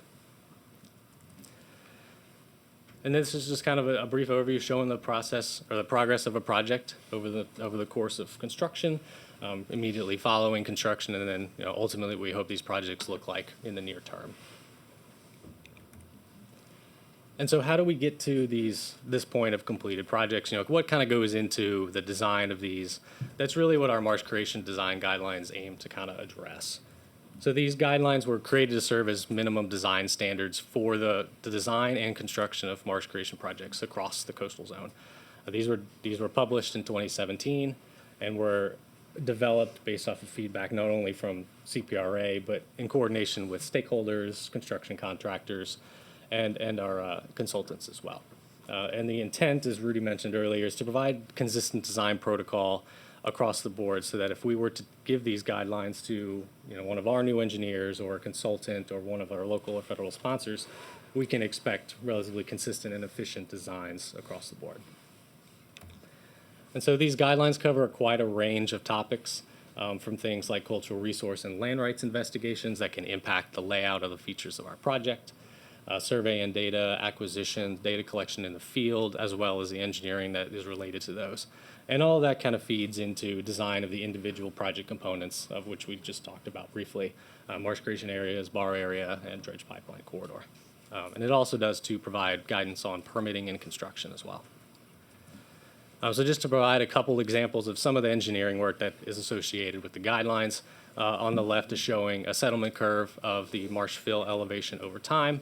And as you can see, the goal is, as we've been discussing, is to maximize the amount of time that we're gaining ecological benefit from these projects. So there's a kind of a swath here at the bottom that can vary based off the different types of marsh we may be working with, be it brackish, saline, intermediate marsh types, things of that nature, that we design and develop these settlement curves to try and determine what elevation is most appropriate to achieve those goals over the course of the project.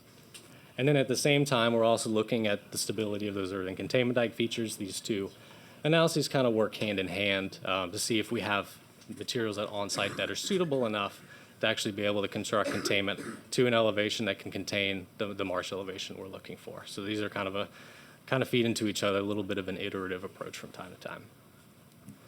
But where does that leave us now? As I mentioned, it's been almost 10 years since these guidelines were originally developed, and no updates have come out since that time. So we're looking to make some wholesale updates to the guidelines themselves, again, utilizing feedback not only from those of us at CPRA, but in collaboration with our federal sponsors, local sponsors, our contractors, and of course our consultants.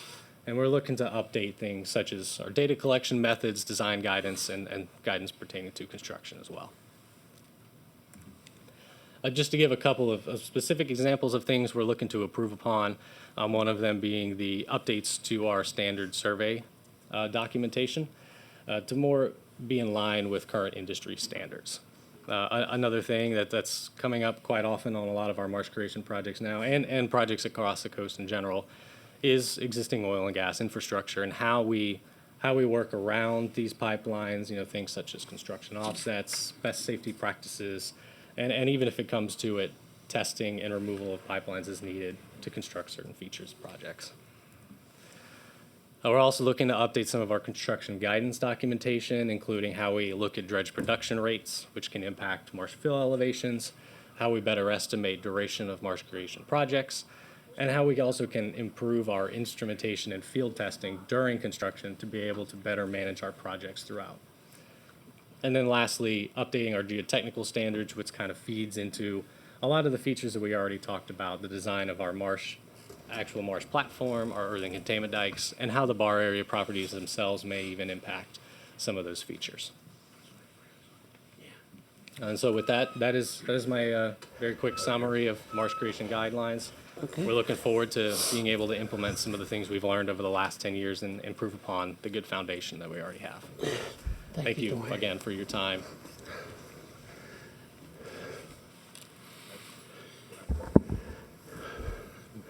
Okay, Representative Rank. Thank you, Mr. Chairman, and appreciate a reevaluation on this. One of the concerns, obviously, was the investment in terms of what's required to do a lot of these projects, which Rudy, I know y'all are very familiar with.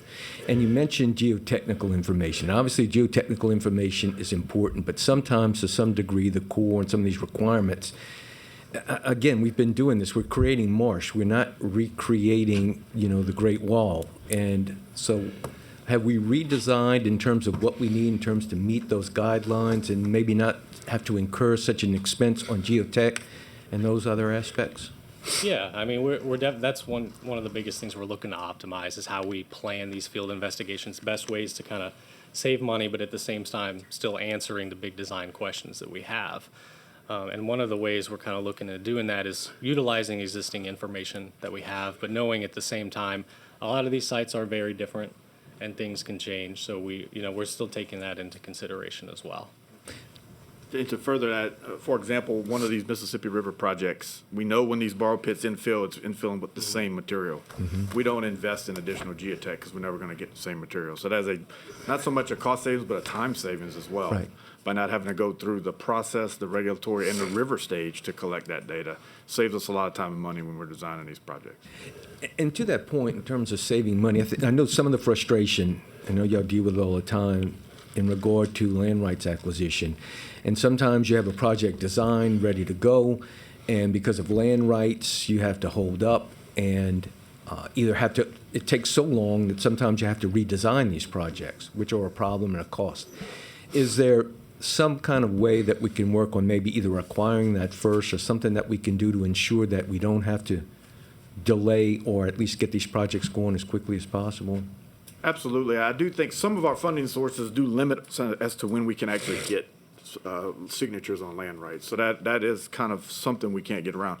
But in terms of better coordination, there's always room to improve.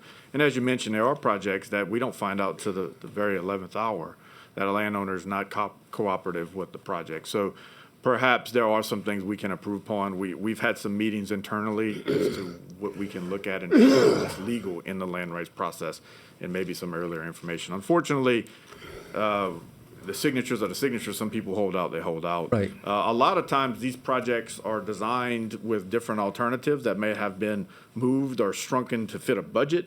So a lot of times, and we have several projects that we've pivoted and said, okay, that landowner's not signing there. There's 80 other landowners who have signed. We'll pivot and move to this polygon, which we have possibly collected data or screened. So we look at that as well. A lot of these projects, when they get to the bid, they've changed in some way, shape, or form, mainly to meet a budget usually. So you have that luxury at times. Right, and I get it. I know it's frustrating and it's just part of the process. But to the point you were making in that there are some limitations before you can actually go and acquire the signatures. If there are things legislatively or something that we need to do legally to facilitate that and make that easier for you to do that, we'd be happy to work with you guys. I think that's a good conversation to have, absolutely. I intentionally told these guys to not touch land rights, just to stick to the technical. But no, you bring up a great point, Representative Zarang, and we're happy to have that conversation. Okay, I'll have to talk to you guys about it. Thank you. Thank you, Mr. Zarang. Mr. Colville. Well, that's an ironic transition, but that is pretty good advice, Mr. Simmons. No, all kidding aside, thank you, Mr. Chairman. Thank you, Mr. Linton and Mr. Semino. I know you guys are both engineers by training and good ones, I might add, based on my experience with you guys. I was wondering, it's really kind of on the biological side, but maybe there's some engineering components too. But in this, as you guys are reevaluating and kind of relooking how you do marsh creation, I would love for you guys to consider adding a component in there, and you may have to lean on some of your biological colleagues, but although I know you guys have been around a long time, is to identify and you kind of get at it by looking at the settlement rates, but identify why you actually need to go back in and recreate it, because there's something happened as to why it's not stable and you need to come back in and create marsh. So there may be something upstream or some other environmental factor or some other component or aspect of this area that is causing this area to degrade. And I think comprehensively, it would strengthen your criteria and your guidelines that you are doing, particularly as you got new people coming in, so that they could think a little bit broader than this is open water. We want it to be land. Well, okay, great. And 20 years is great, but I hope to live another 20 years. And we're going to have to go do it again. So if we can maybe look upstream or other aspects that you can have some synergy around creating marsh, which I'm all for, but that's not going to be the sole silver bullet that's going to fix the issues we have, kind of looking at it a little bit broader.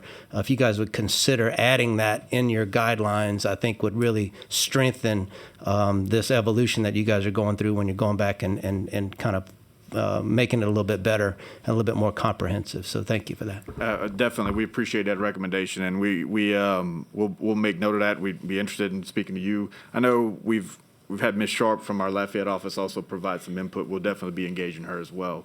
We know in terms of that type of, particularly on that side of the state, she's provided valuable input as to the way we develop these settlement curves and the hydrologic conditions we designed this marsh for. Thank you, Mr. Corville. Mr. Alford. Rudy, when, if we're putting together that land bridge we're discussing right now from Plaquemine to Terrebonne, Yes, sir. that limited weight, are we going to be looking at a whole lot of problems with the pipelines, or do you think that it'll be limited based on the limited weight? Limited weight of the material. Yes, on material top of- we're going to be dealing with. It depends on the depth of cover of a pipeline. When using river sand, if you have shallow pipelines, that could be a concern. A lot of the pipeline owners want that information of the material we're putting on top of their line and do the analysis themselves. And they'll come back and say, we think that's too much weight. A lot of times we'll have to place a different level of fill on top of a pipeline or avoid it altogether, or in some cases, work with the pipeline operator to relocate it. Right. So it could be a cost to the government. If they're in compliance with their depth of cover and it needs to go lower, that could be a cost, but that cost may be worth it by not delaying other components of the project. So that's just something we'll have to tease out on a case-by-case basis. But Okay. particularly with the heavier sand, that is a concern on some of Yeah. these pipelines. All right, thank you. Mr. Bourgeois. Okay. Good presentation. I was just thinking of something, I actually was talking to Mr. Alford about it. You know, a while back, Wendell Curall basically had a CPRA project along South Lafourche Levee District, and they built out, I think, 11 acres of marsh. They put out a dike, retaining dike, and what have you. But they had a little bit time on the contract left over and opportunity. So Wendell asked them, just move the pipe to the outside into this broken marsh, right? And they ran the pump for another few more days without any retainage dikes at all and created another 7 acres of wetlands. So with the guidelines that's coming now, this was something that I was hoping that maybe the Coastal Center at Nichols would take up as a potential study, but I think it's an opportunity to maybe change our guidelines to where maybe not in all opportunities, because we have so much broken marsh that needs to be reestablished, that we could have an opportunity to change our guidelines to reflect that. And I was curious if you had any empirical data on it or anything else that you're working on in that nature. Yeah, I don't know if we have anything specifically I can point to. I can think of off the top of my head, but we have constructed marsh creation projects with sort of an uncontained feature to them. I think a lot of those, kind of like you alluded to, would be on a project by project basis, right? Not only weighing the goals we're trying to meet at the specific marsh elevation, but also other factors that may be outside of our control, things like land rights that we kind of touched on, or maybe other, waterways or things we don't want to impact, or oyster resources or things of that nature. Just, kind of taking a look at the whole picture. Yeah, and like I said, we definitely look for opportunities. The containment dikes have been problematic, particularly in areas in Terrebonne Parish or Lafourche where the soils are really poor. So any opportunity we can to avoid having to construct those, we want to take. The Spanish Pass project was river sand, but we hardly constructed any containment dikes on that project, mainly because of oil and gas infrastructure. We couldn't dig. So if you have a good, solid marsh surrounding your project, that's a great opportunity to go unconfined. But any research or data that we could obtain or perhaps participate in, we'd definitely be interested, because that definitely could benefit the guidelines for sure. That is one thing that's not spoken to in the guidelines. Yeah, well, that's what I was suggesting, to try to be incorporated in the guidelines, the new guidelines updated us here.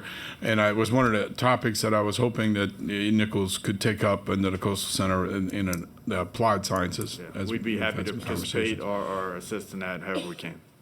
Thank you. Okay, one question from the chair. On Spanish Pass, did y'all have to relocate any pipelines? No, sir. We did not. Like I said, we avoided most pipelines. Most of our pipeline interface when it comes to the field side of things has to do with when we're digging to build those levees. We made a decision to essentially not construct any levees, particularly on the component closer to the river. When we got way out in the marsh and we were free of all the pipeline areas, we did do some dike building minimally. Weeks Marine worked with us on that. But no, we didn't relocate or actually do hardly any digging. And the pipeline companies was okay with it? Yeah, so what we do is we put all of those pipeline company notifications in there.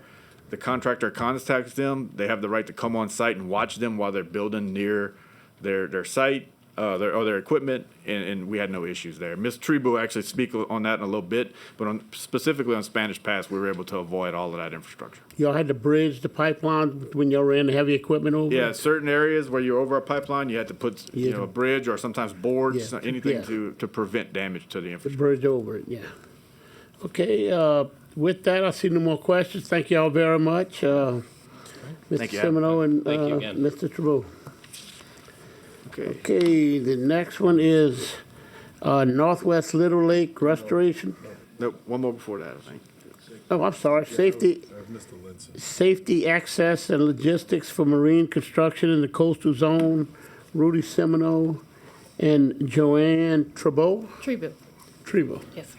So, Mr. Chairman, your question is a great transition into this topic. This is exactly what Ms. Trebu is going to talk about. When we talk about the guidelines and how we have designed and constructed these projects, I hate to say it, but the engineering side becomes a little easier for us.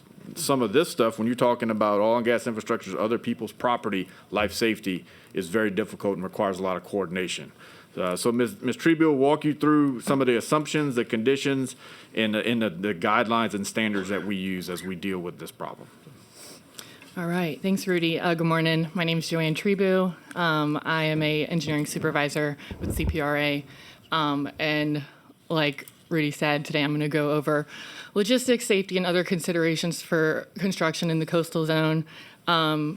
It covers mainly marsh creation, but a lot of this can be applicable to different types of projects. So this is going to cover kind of the more logistical, non-engineering related considerations that we consider for our projects. This is a little bit of an outline of what I'm going to cover. I'm going to go into equipment access, oil and gas infrastructure, and cultural resources with a very brief overview of private landowners, oyster resources, and permitting. So getting into equipment access first, Adam covered a lot of the construction equipment that we see on marsh creation projects. This slide here just shows some other images of equipment. We have large hydraulic dredges, mechanical dredges, marsh buggies, barge-mounted mechanical dredges, dredge pipeline, things like that. We see a very wide range of sizes of equipment, which means we see a very wide range of draft and access abilities. So equipment access is an extremely important part of our projects. We're working obviously in these very remote marsh locations, and they're not always the easiest to access, especially with some of this larger equipment. We want to give contractors a constructible project, and that includes giving them a feasible access route to get to the site. So we identify navigable waterways that we can use for equipment access during design. Smaller equipment can launch from a boat launch, but most equipment is going to have to come through a major waterway, then through rivers, lakes, bays, bayous, creeks, anything, any bodies of water to get to the project site. Then we conduct a survey of that route to confirm the water depths within the route. We also do a magnetometer survey within the route, which I'll cover a little bit more in the oil and gas section of the presentation. So the required water depth for this equipment, it depends on the size of the equipment. For general equipment, smaller equipment, it can be anywhere from less than 3 feet to 6 feet of draft required.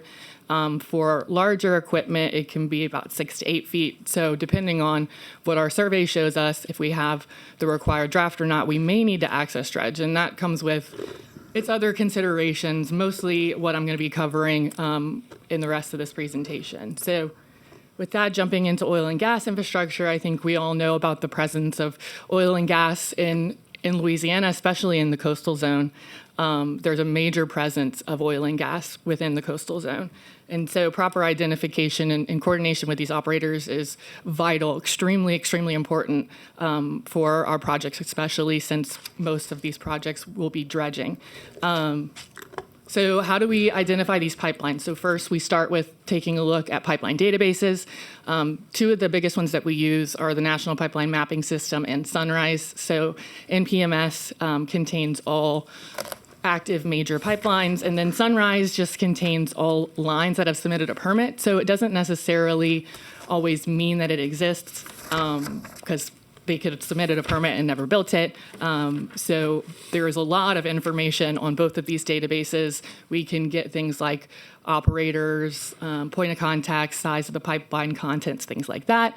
But there are also a lot of holes in some of these databases, specifically Sunrise, in trying to get some of this information.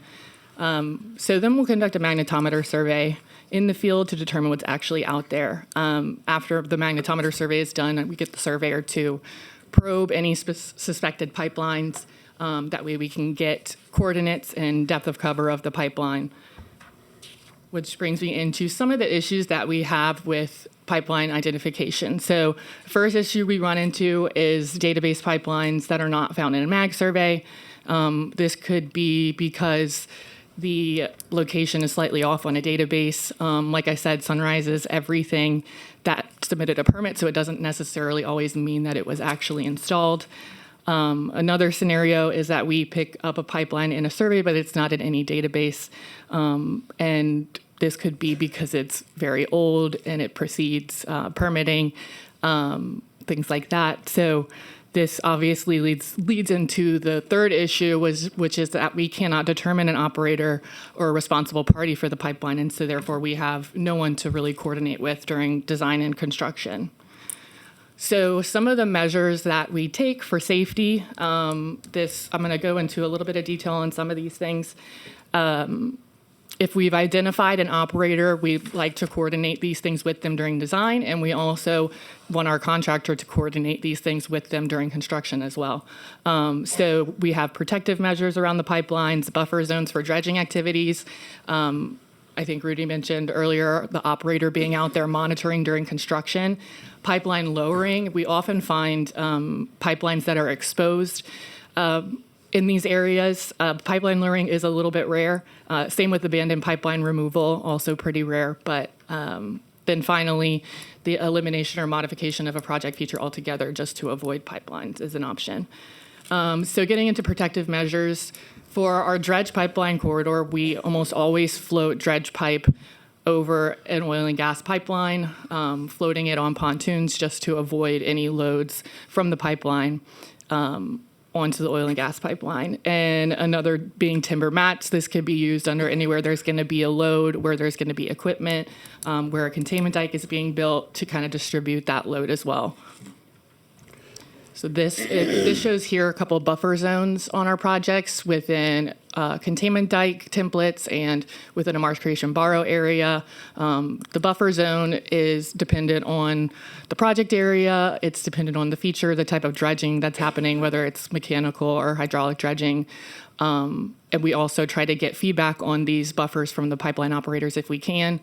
I've also shown here a vertical buffer from an access corridor, access dredging template, in order to avoid a pipeline underneath that template. So abandoned pipeline removal, like I said, this is kind of rare. We really have only done this on a handful of projects, and it's only been done when extremely necessary. So I think for this particular project, the pipeline was within an access dredging template that we really could not get around. There was no other option. And there was a known operator for this pipeline as well. So we were able to get these pipelines removed in order to access dredge and get to the project site.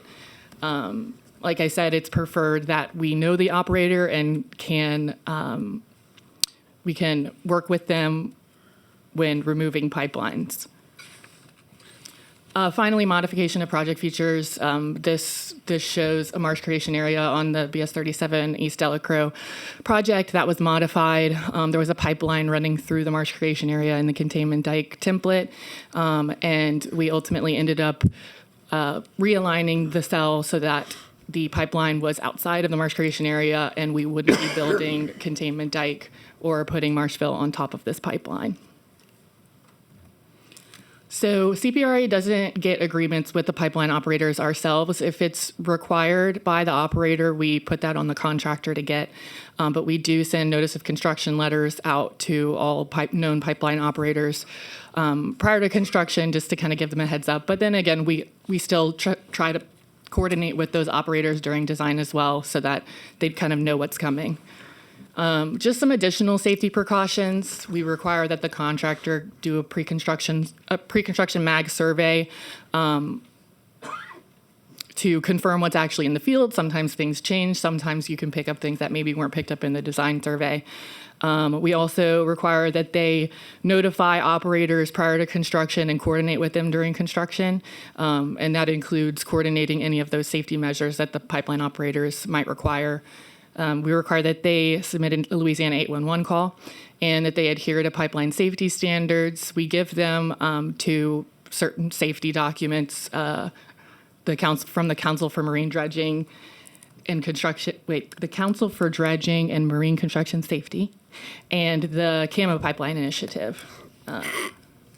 So I'm going to cover quickly cultural resources. So I think we know, given the rich history of the state and the coast especially, that there's a lot of cultural resources along our coast. And these are items of prehistoric, historical, archaeological, or cultural value. So we want to preserve these resources. And so we coordinate with the State Historic Preservation Offices, or SHPO, to perform a cultural resources investigation to determine if there are any cultural resources within our project area. So the investigation is done in areas of excavation or impact. It can include a geophysical survey and a magnetometer survey or shovel test. It just depends on the project area and what's recommended by SHPO. And then the cultural resources report is prepared by professional archaeologists. And the archaeologists in SHPO ultimately will recommend any avoidance areas to us if there are found potential cultural resources sites, so that we can avoid and preserve these resources. So just a couple other considerations that I'm going to cover very briefly. I know we talked about land rights just a little bit. The CPRA Land Rights Division is the group that kind of handles most of the coordination and acquiring the agreements with landowners. But, we have lots of private landowners within our projects, and proper coordination and agreements with these landowners is necessary for a successful project. I think we talked about that. And then oyster resources, another vital resource in Louisiana. We coordinate with LDWF in order to determine if there's any oyster leases or public seed grounds within our project site, if there's going to be any impacts to these resources, what we need to do to try to avoid them or to try to mitigate for them. And finally, permitting. Permitting is required for all of our projects. It's required for all of our project features. We even include equipment access in our permits. This is just a list of some of the things that we include in our permits. Drawings of proposed features. We calculate cut and fill volumes for the permit. And lastly, the maximum acres that will be impacted by the project. And with that, that's all I got. Okay, any questions, members? I have one on oyster leases. When I was in the legislature, we passed that if it's a coastal restoration area, I think you can relocate the oyster. You have to give them a year's notice. I'm trying to remember what the statute was about. It's the oyster lease acquisition, so we can acquire the oyster leases if it's for coastal restoration, and we do that. If it's a few oyster leases, if there's significant oyster leases, then we might need to realign some things. But if it's just a handful and we can't really work around it, we do have that acquisition program. And you pay for the culch in another area to reculch? No, we actually acquire that lease outright, so that would be upon the leaseholder. But yeah, we basically survey and appraise and assess the status of that lease, and like as Mr. Trebo said, if it's a productive lease and it's significant, we just avoid that area. But most of the time, it's acquired, so we go ahead and offer to buy that out. Basically, it's an expropriation for an oyster lease, for lack of a better term. Can you pay to relocate them and get with wildlife fisheries on another area for them? Or I thought we had that in that legislation. We haven't done that specifically for these projects. Okay. I'm not certain if we can or cannot do that, but at least for the sake of these projects in the design schedule, this is our processes. Okay. Yeah, Representative Zarang. Chairman, and your question spurred another question related to specifically to that.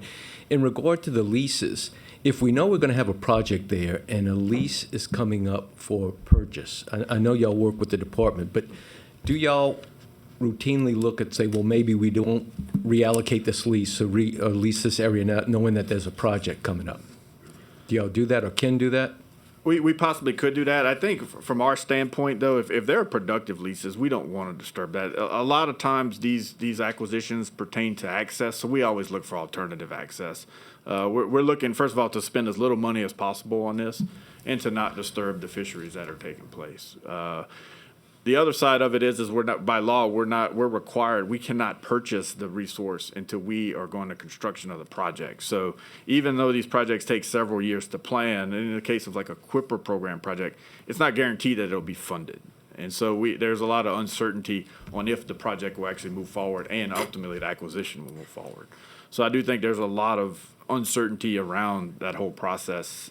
So I do think you can kind of, we look at projects when we plan them and look for the density of leases, and a lot of times we'll just avoid them altogether, knowing that there's other options to get to that project. But there have been instances where it's absolutely necessary to acquire this valuable lease, and we take as little of that as possible. Mm-hmm.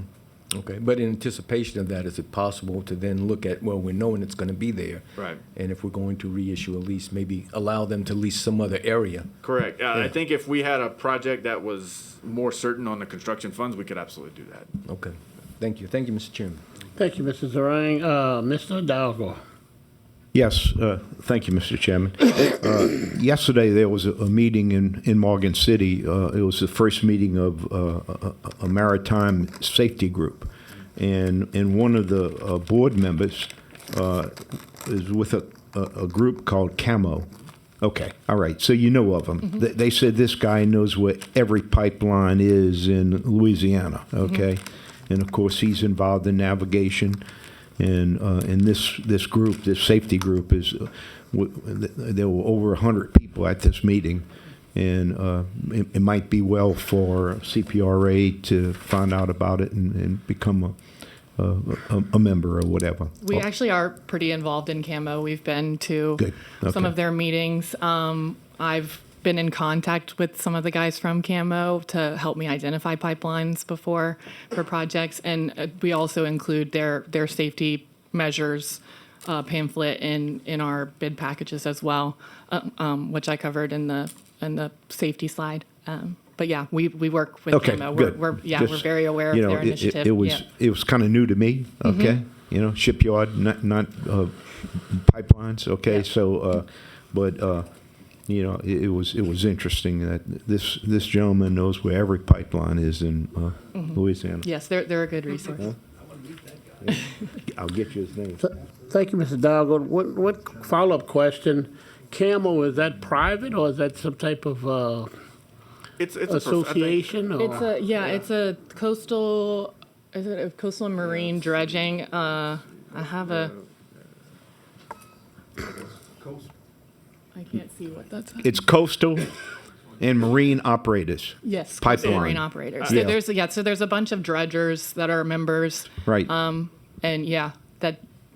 It was interesting, I thought, because he gave a report which was a first for me, and so I just wanted to pass it on. A nonprofit kind of professional organization Right.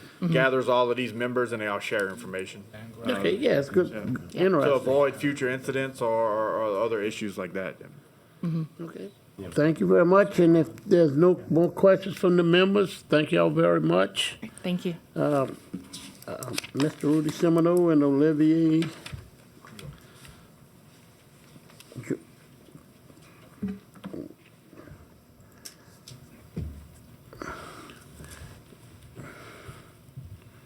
All right, so we went through a few topics that kind of talked about the processes. Ms. Creel will present to you a more recent project in a very critical area that I know a lot of the board members are familiar with. That kind of has a combination of all the challenges that were discussed in the previous two topics at Northwest Little Lake, an area that was devastated by Hurricane Ida in 2021. So Ms. Creel will give a brief overview of this program and maybe even the future and some other opportunities there. All right, I apologize. My voice is a little croaky today, so I'll try my best. But my name is Olivia Creel. I am an engineer supervisor at CPRA. And as Rudy said, this will mainly just be an introduction overview of everything that's been going on in the Northwest Little Lake area, an introduction as to how these projects came about, why they are important, and everything that's come from them. So just to first orient you guys, the Little Lake area is highlighted in the white circle in this slide. It is located in Lafourche Parish, approximately 30 miles south of New Orleans. And the majority of the land in this area is owned by two major landowners, Delta Farms and Clavelli Farms.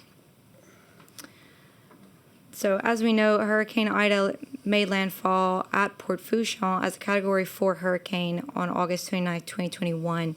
So this image shows the track of that hurricane from where it hit Port Fourchon and turned a little bit west, and the eye of the hurricane passed just immediately west of the project area circled in yellow. And when it did pass this area, it was still a Category 4 hurricane with winds around 125 miles an hour. So just to zoom in a little closer to that northwest side of Little Lake, you can see this is what the area consistently looked like before the hurricane. And it didn't receive a whole lot of restoration attention because it was very stable marsh. It's mainly floaton marsh, which is a floating marsh. It's not directly rooted into the ground, but it was consistent. Land loss rates were under 1% historically. And this is what it normally looked like. Take note also where that crim station is located to the south. That is our crim station 190. It was originally located in the middle of the marsh. Another landmark I want to point out is the Delta Farms impoundment in that upper left corner. That was surrounded entirely by marsh prior to the storm. So this is what it looked like immediately after the storm and continues to look like as the marsh continues to erode away. The storm caused several large breaches within the Little Lake shoreline, which contributed to substantial loss of the marsh and opened it entirely to the Delta Farms impoundment, which introduced that title exchange from the Delta Farms impoundment through Little Lake and ultimately all the way to the Gulf of America. So the loss of this marsh is devastating for this area, and it was acting as a barrier protection to the levees that are surrounding Cutoff and the surrounding communities. Look again at that crim station 190. It is now, after the hurricane, in entirely open water where it was originally marsh. So we're going to look again real quick at that crim station. The image in the top right was that station, and you see nothing but marsh for miles. And then when it was revisited after the storm, it was entirely in open water in that image you see right below it. So as I mentioned, historical pre-storm conditions here have been consistently stable with land loss rates under 1%. But after Hurricane Ida, the marsh in this area had reduced from 84% previously down to 25%.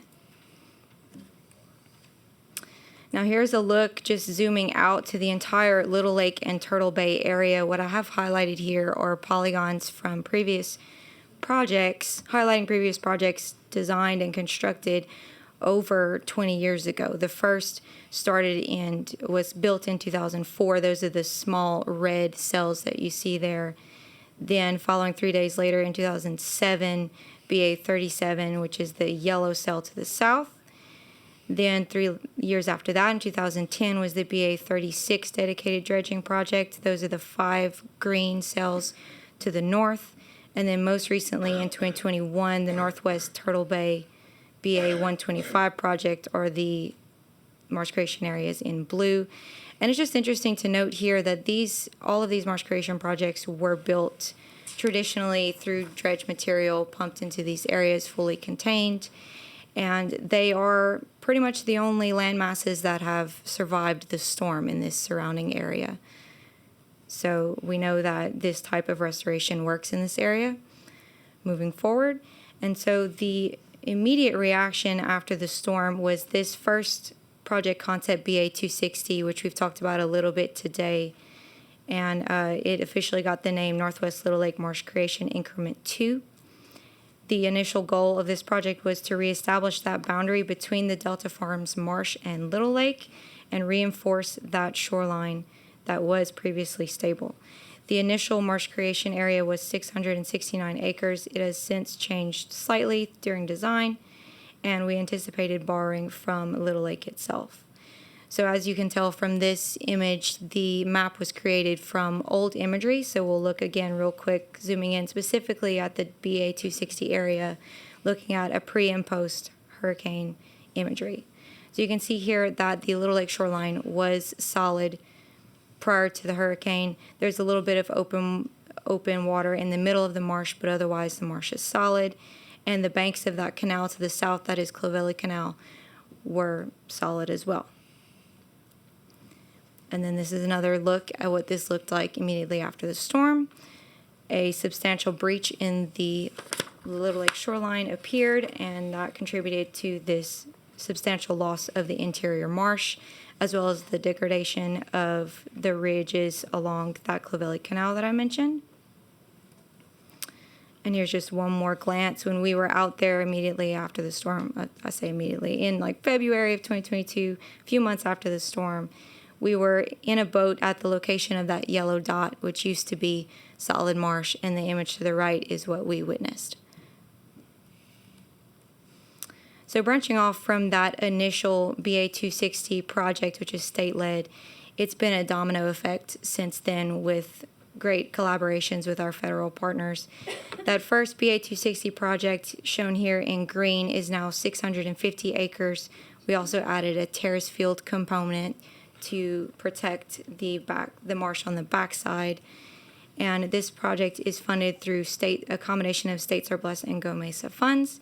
It hit the ground running in January of 2022, but also in January 2022, CPRA nominated the BA 268 project, which is the red cell in the middle, and the acreage of that project is 370 acres.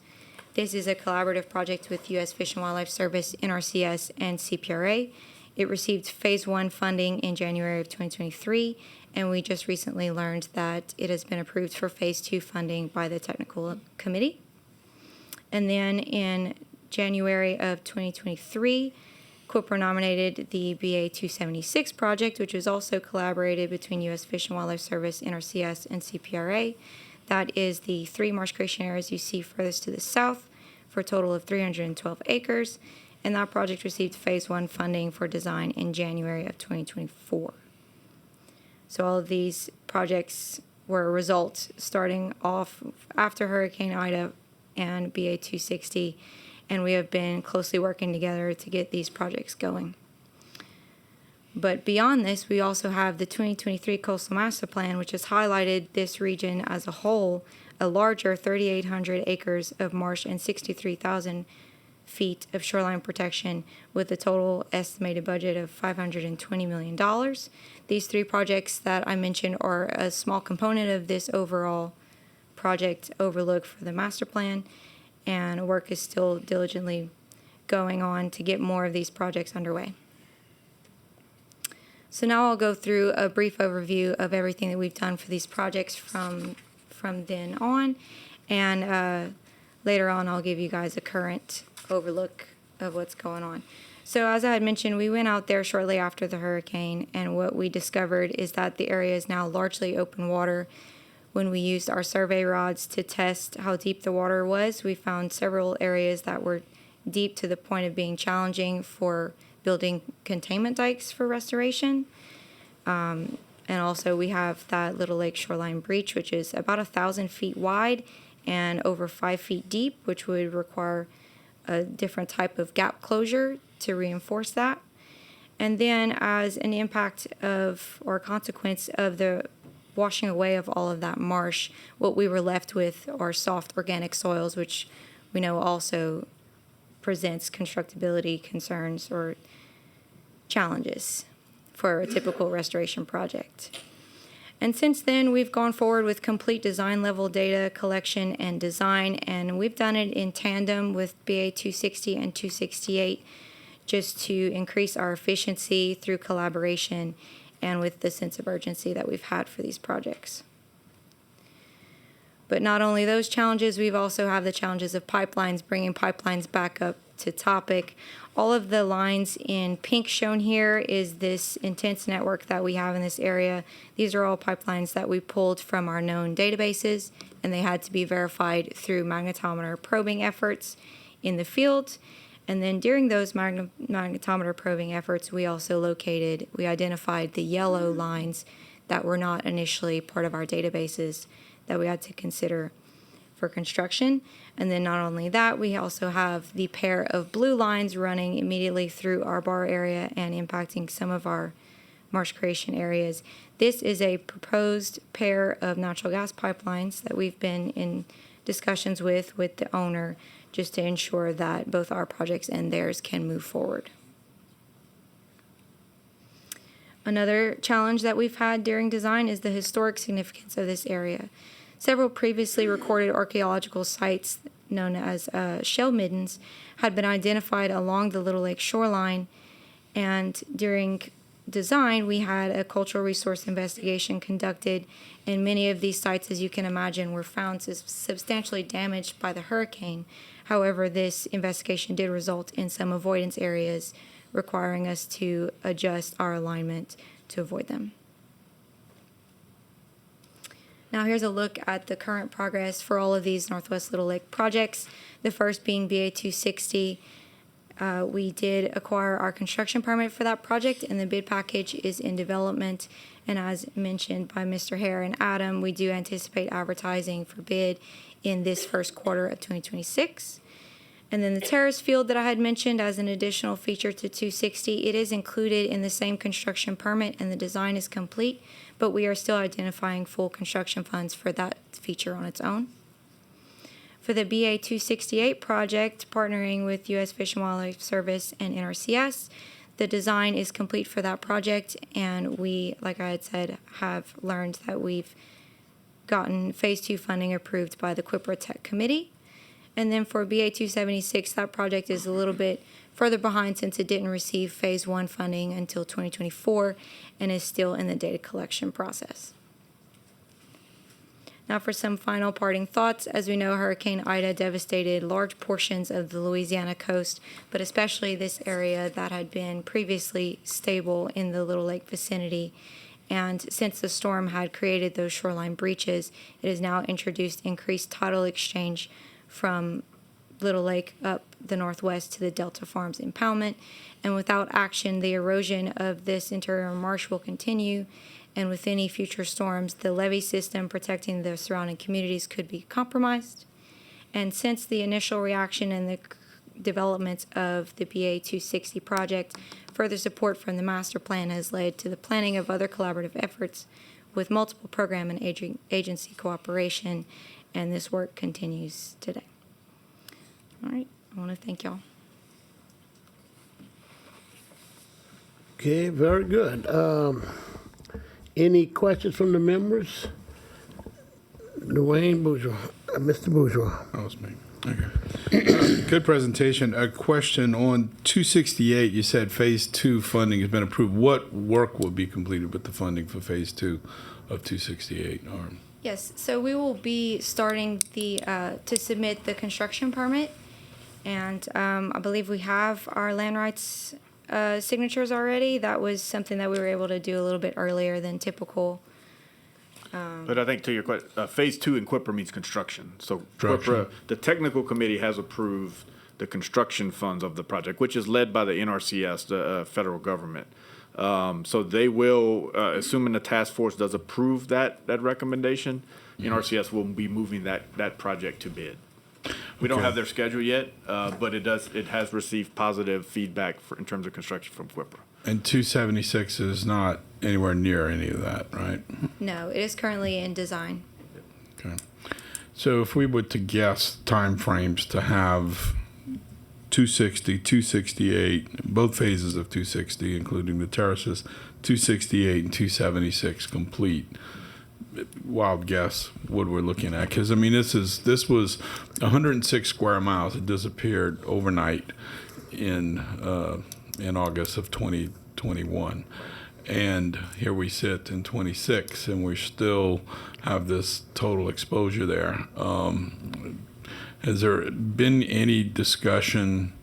I mean, I guess my question was, what do you think the time frame is to have anything there?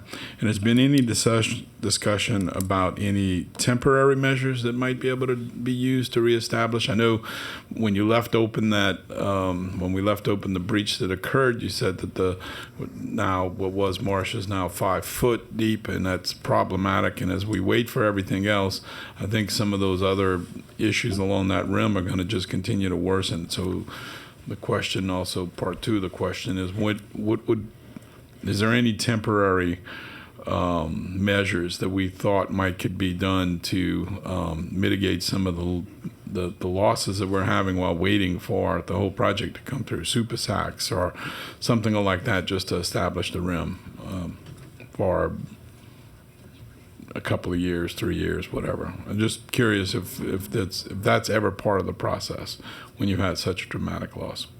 It hasn't been part of this design just because at least 260, the one that we controlled, we moved as quickly as possible, and we're going to get that to construction this calendar year.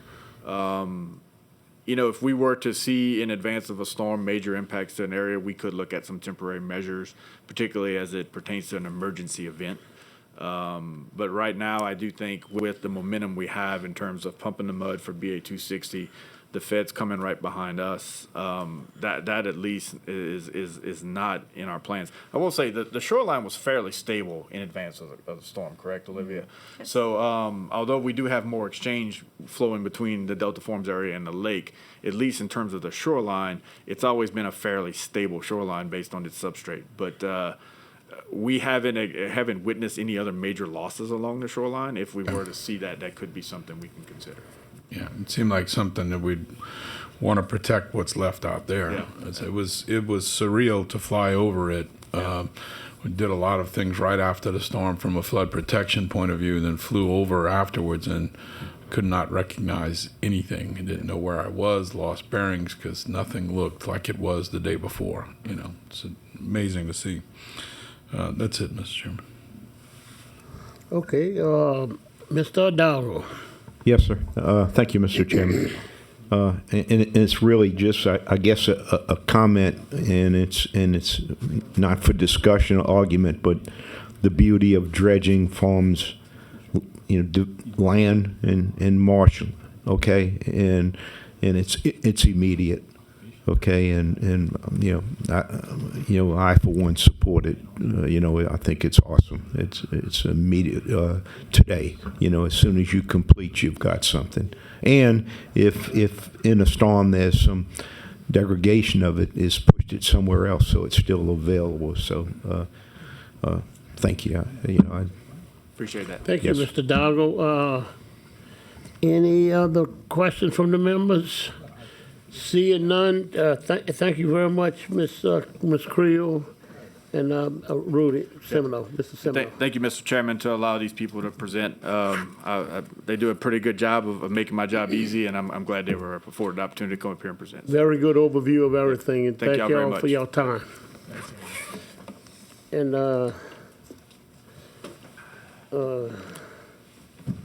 okay, overview of the Coastal Technical Assistance Center, Paige Gisclair.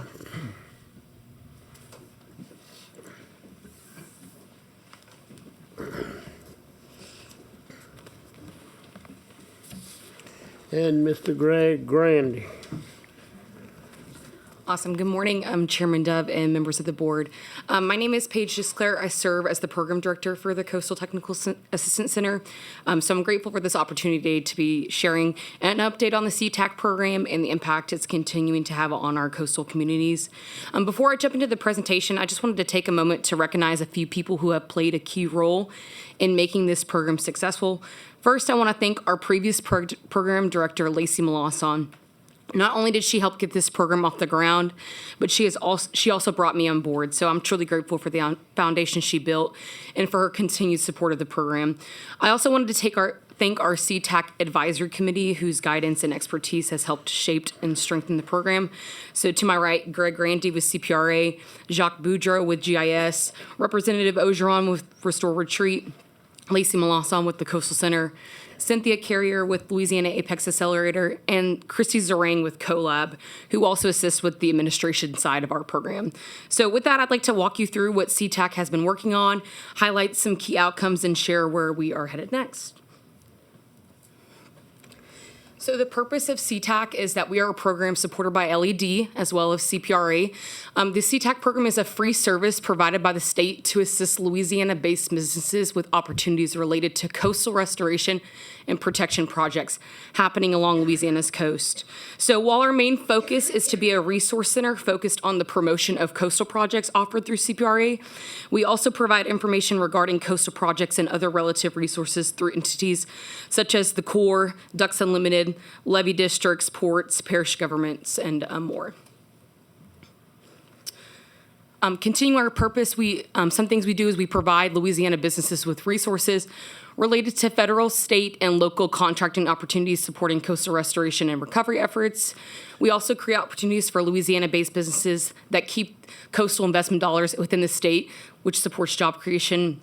We also share information on statewide events, trainings happening, and procurement opportunities to ensure businesses are prepared and competitive for these contracting opportunities. Lastly, we facilitate networking and matchmaking opportunities between businesses, partners, and contractors.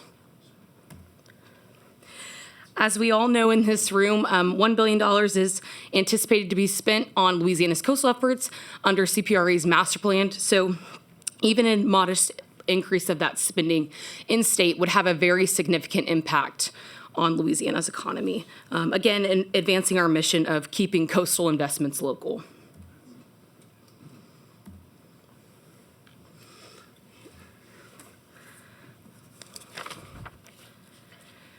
So the CTAC Resource Center is located in Thibodaux, Louisiana, on the Nicholls State University campus, but CTAC does serve as a statewide program. Thus, all of our services are offered online, so any business that wants to sign up for our services can do that, whether they're located in Cameron Parish, Plaquemines, Monroe, it doesn't matter. We service people all over the state. So CTAC supports businesses with a physical presence here in Louisiana that are interested in participating in the state's coastal restoration and resilience efforts and advancing our mission of keeping coastal investments local. So I just wanted to take a moment and also mention that not only are these services free for a business to utilize, but we really take time to ensure that each client is connected to procurement-ready opportunities. So we do this by working closely with our sister organization, Louisiana Apex Accelerator. Their mission is to provide specialized and professional procurement technical assistance, also to Louisiana businesses who are actively seeking contracting opportunities on the federal, state, or local level. So when a business signs up for our services, they are also automatically signing up for Apex's services. And so they ensure, along with us, that these businesses are aware of different programs that LED offers, such as Veteran and Hudson initiatives, along with their new initiative that they just launched, Source Louisiana. So that is a new vendor portal that LED has recently launched to help ensure that more companies are in the pipeline for opportunity. So not only do we share these trainings, but we share other resources from SBDC, SBA, and other agencies relevant to these procurement opportunities.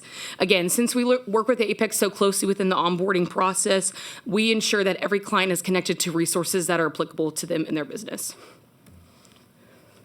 So just some new and improved resources CTAC is offering. So during that onboarding process of a client, we offer business counseling services and continual check-ins to make sure that they fully understand the resources that we provide and continue to receive support. We also do something called Client Spotlight. So If a business has completed a project and they want to showcase their work, we do that through our newsletter and social media. This also gives companies an opportunity to share with other companies where they're looking for continued support. Another thing we do is share information on coastal award results. So not only do we share information on projects that are out for bid, but when those bid results are made available, we make sure that contractors are aware of who's been awarded those results. So another thing that we're going to pivot into is our Coastal Connect events. So I'm going to talk about that a little more in here in our next slide, but these are our business matchmaking and networking events that we do. So here in these pictures, this is our business matchmaking and networking expo. So to the left, there's two components to these events. You'll see speed dating. So this is when different contractors come together and have short 10 to 15 minute meetings, just learning about what the companies are looking for as far as maybe subcontracting work or how they can work together.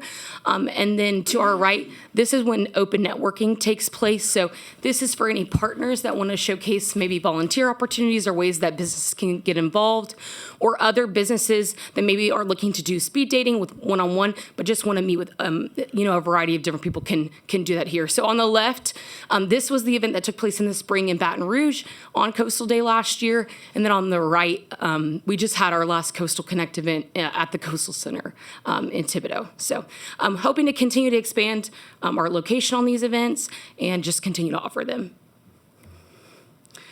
To give some more visual about coastal projects that I touched on earlier, so we are constantly updating projects that are out for bid for companies to be aware of. So we share these on our website and also directly with clients. So we group them by agency, the bid due and type, and then also the name of the project and where that project is located. So this is something we do in-house internally. This takes a lot of hours and time in our schedule to make sure that these projects are updated. So we're always looking for more places where these are located. So if you're aware of more projects maybe you're not seeing there that you want us to showcase, we're happy to do that. Also, we constantly share information on different trainings, volunteer opportunities, meetings that are happening, and so we update that on our website as well.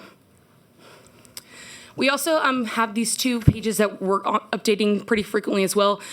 We have one that's called our resources page. So this is just a page with a lot of educational resources along with podcasts, information that could be helpful and useful to people who are just looking to learn more about Louisiana and the work that's happening here.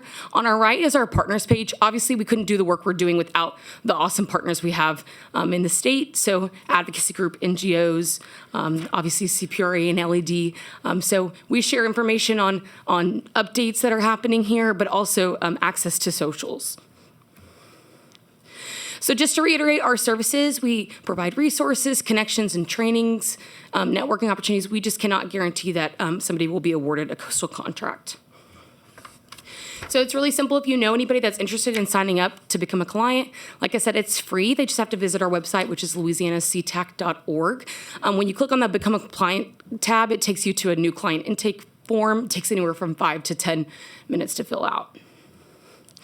This is a visual of our statewide outreach that has been happening since we launched services in 2021.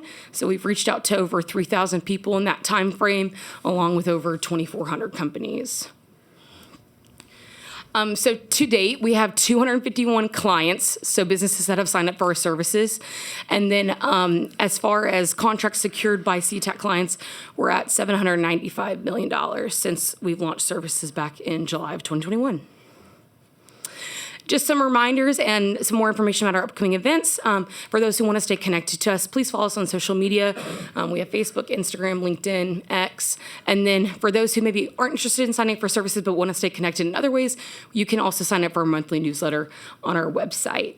I wanted to have a plug here for saving the date for Coastal Day. So Coastal Day is going to be Monday, March 30th, and that is when our next Coastal Connect event is going to be taking place. So that business networking and matchmaking event we chatted about earlier. That's going to be in the morning time, just like it was last year, and then that's going to be followed by other events per usual. And this is our website again, and my email and contact information, and thank y'all so much. Yep. And I'll just add the Monday, March 30th, the Coastal Day that'll be in Baton Rouge. Rudy Semino and his staff will give a forecast of CPRA projects that we anticipate going out to bid in the next 16 to 18 months. That'll be in the afternoon of Monday, March 30th. And then the next day on March 31st, we'll do a forecast with partner projects. So levy districts, parishes, municipalities, federal agencies other than the Corps because they do their own industry day, and NGOs like Ducks Unlimited. We highlight other coastal projects that'll be going out to the bid or be starting engineering and design. So again, it's this effort to connect businesses to opportunities in Louisiana. So with that said, Mr. Chairman, glad to take any questions. Thank y'all very much. Very informative, and the board is clear, so we sure appreciate it. And thank you very much. At this point, I'd like to. We have new members. I think some of them we've already announced, but Mr. David Richard, we'd like to welcome you aboard, and from Calcasieu Sabine Basin, Stephen Segura, who called, he couldn't make it today at large, Craig Romero at large, and President Keith Hinckley, which they already made the meetings. Welcome aboard. It's great to have y'all on board. With that, we have public comment. We have one card from Mr. Doug Daigle, and with the Hypoxia Working Group, Louisiana Hypoxia Working Group. Mr. Daigle. Thank you. I'm Doug Daigle. I'm the coordinator of the Louisiana Hypoxia Working Group. We're a monthly forum that's housed at LSU. And I wanted to open just by, again, thanking Representative Zarang for his long years of help with this issue and the legislature sponsoring numerous resolutions to support the Hypoxia Action Plan and the annual mapping cruise of the hypoxic zone. So it's been a tremendous help, and we appreciate that. The main thing I wanted to bring up today is that next month on February 5th, there's going to be a meeting of the Gulf Hypoxia Task Force. That's the national body that Louisiana is part of, along with 11 states upriver and the federal agencies and land-grant universities. And it's going to be an important meeting. It's the first meeting of the new Trump administration. There hasn't been one since the year before last, actually. And in terms of what the state's priorities should be for this meeting, I just wanted to offer a suggestion. I think it's very simple and straightforward. There is an action plan in place with all these other parties that we're part of. It's been there for 20 years. And it does have a newer component called the Gulf Hypoxia Program that is getting money directly to the states, including our state, to work on this issue. So, in my view, our priority, our message that we would want to convey to the other parties at this meeting is that we want to keep the funding that's there to work on this action plan, and if possible, we certainly need to get more funding for it. And that really, I think, should be the priority, and it's something that I think everyone is aware of. And we do have partners upriver who have been working on the issue. I think we should support their efforts. They've approached the White House about having the Hypoxia Action Plan in the next president's budget. I'm not sure how well that's come together, but they've made the effort. And they have also approached Congress about continuing the funding for the Gulf Hypoxia Program. So we have folks upriver working with us, and I think we should certainly support their efforts. And the meeting, just in terms for everyone, there will be a virtual attendance option. I can forward the information to Inger so that you can all get it. So you can tune in online. Louisiana will have somebody there in person, of course, in the room, but the Governor's Office of Coastal Activities is the state's official representative, and they're the ones who will act for Governor Landry, to get some progress here. He has said that he wants to move the needle on the issue, so it's very positive thing. So this meeting's a good opportunity, and it's coming up just a couple of weeks. Okay, and with that, we have Mr. Dowell. Yes, not a comment to you, but if I could, just a comment about the 70-30 split, a reminder, okay? If we change that 70-30 split to be something greater than 30, all the projects we talked about today and saw will be impacted by backwater riverine flooding. So, I should have maybe mentioned this earlier, but I think it's appropriate listening to all these projects that they would be impacted if we change that 70-30 split. Maybe we ought to call it a 30-70 and bring more emphasis on not violating that 30% split of water down the Chaffalaya, because it'll impact all these projects. Thank you, sir. No, very good point, and we are staying on top of it. I know you are, and we will stay on top of it. And Mr. Daig, I think the board is clear. Thank you very much, and keep informing people on hypoxia, because it's a very, very serious issue for us in Louisiana to do something with. So please keep your voice out there. Thank you. And with that, a motion to adjourn. So moved. All unanimous second. Thank you all very much for coming, and we'll announce the next meeting coming up. Thanks for all the presenters.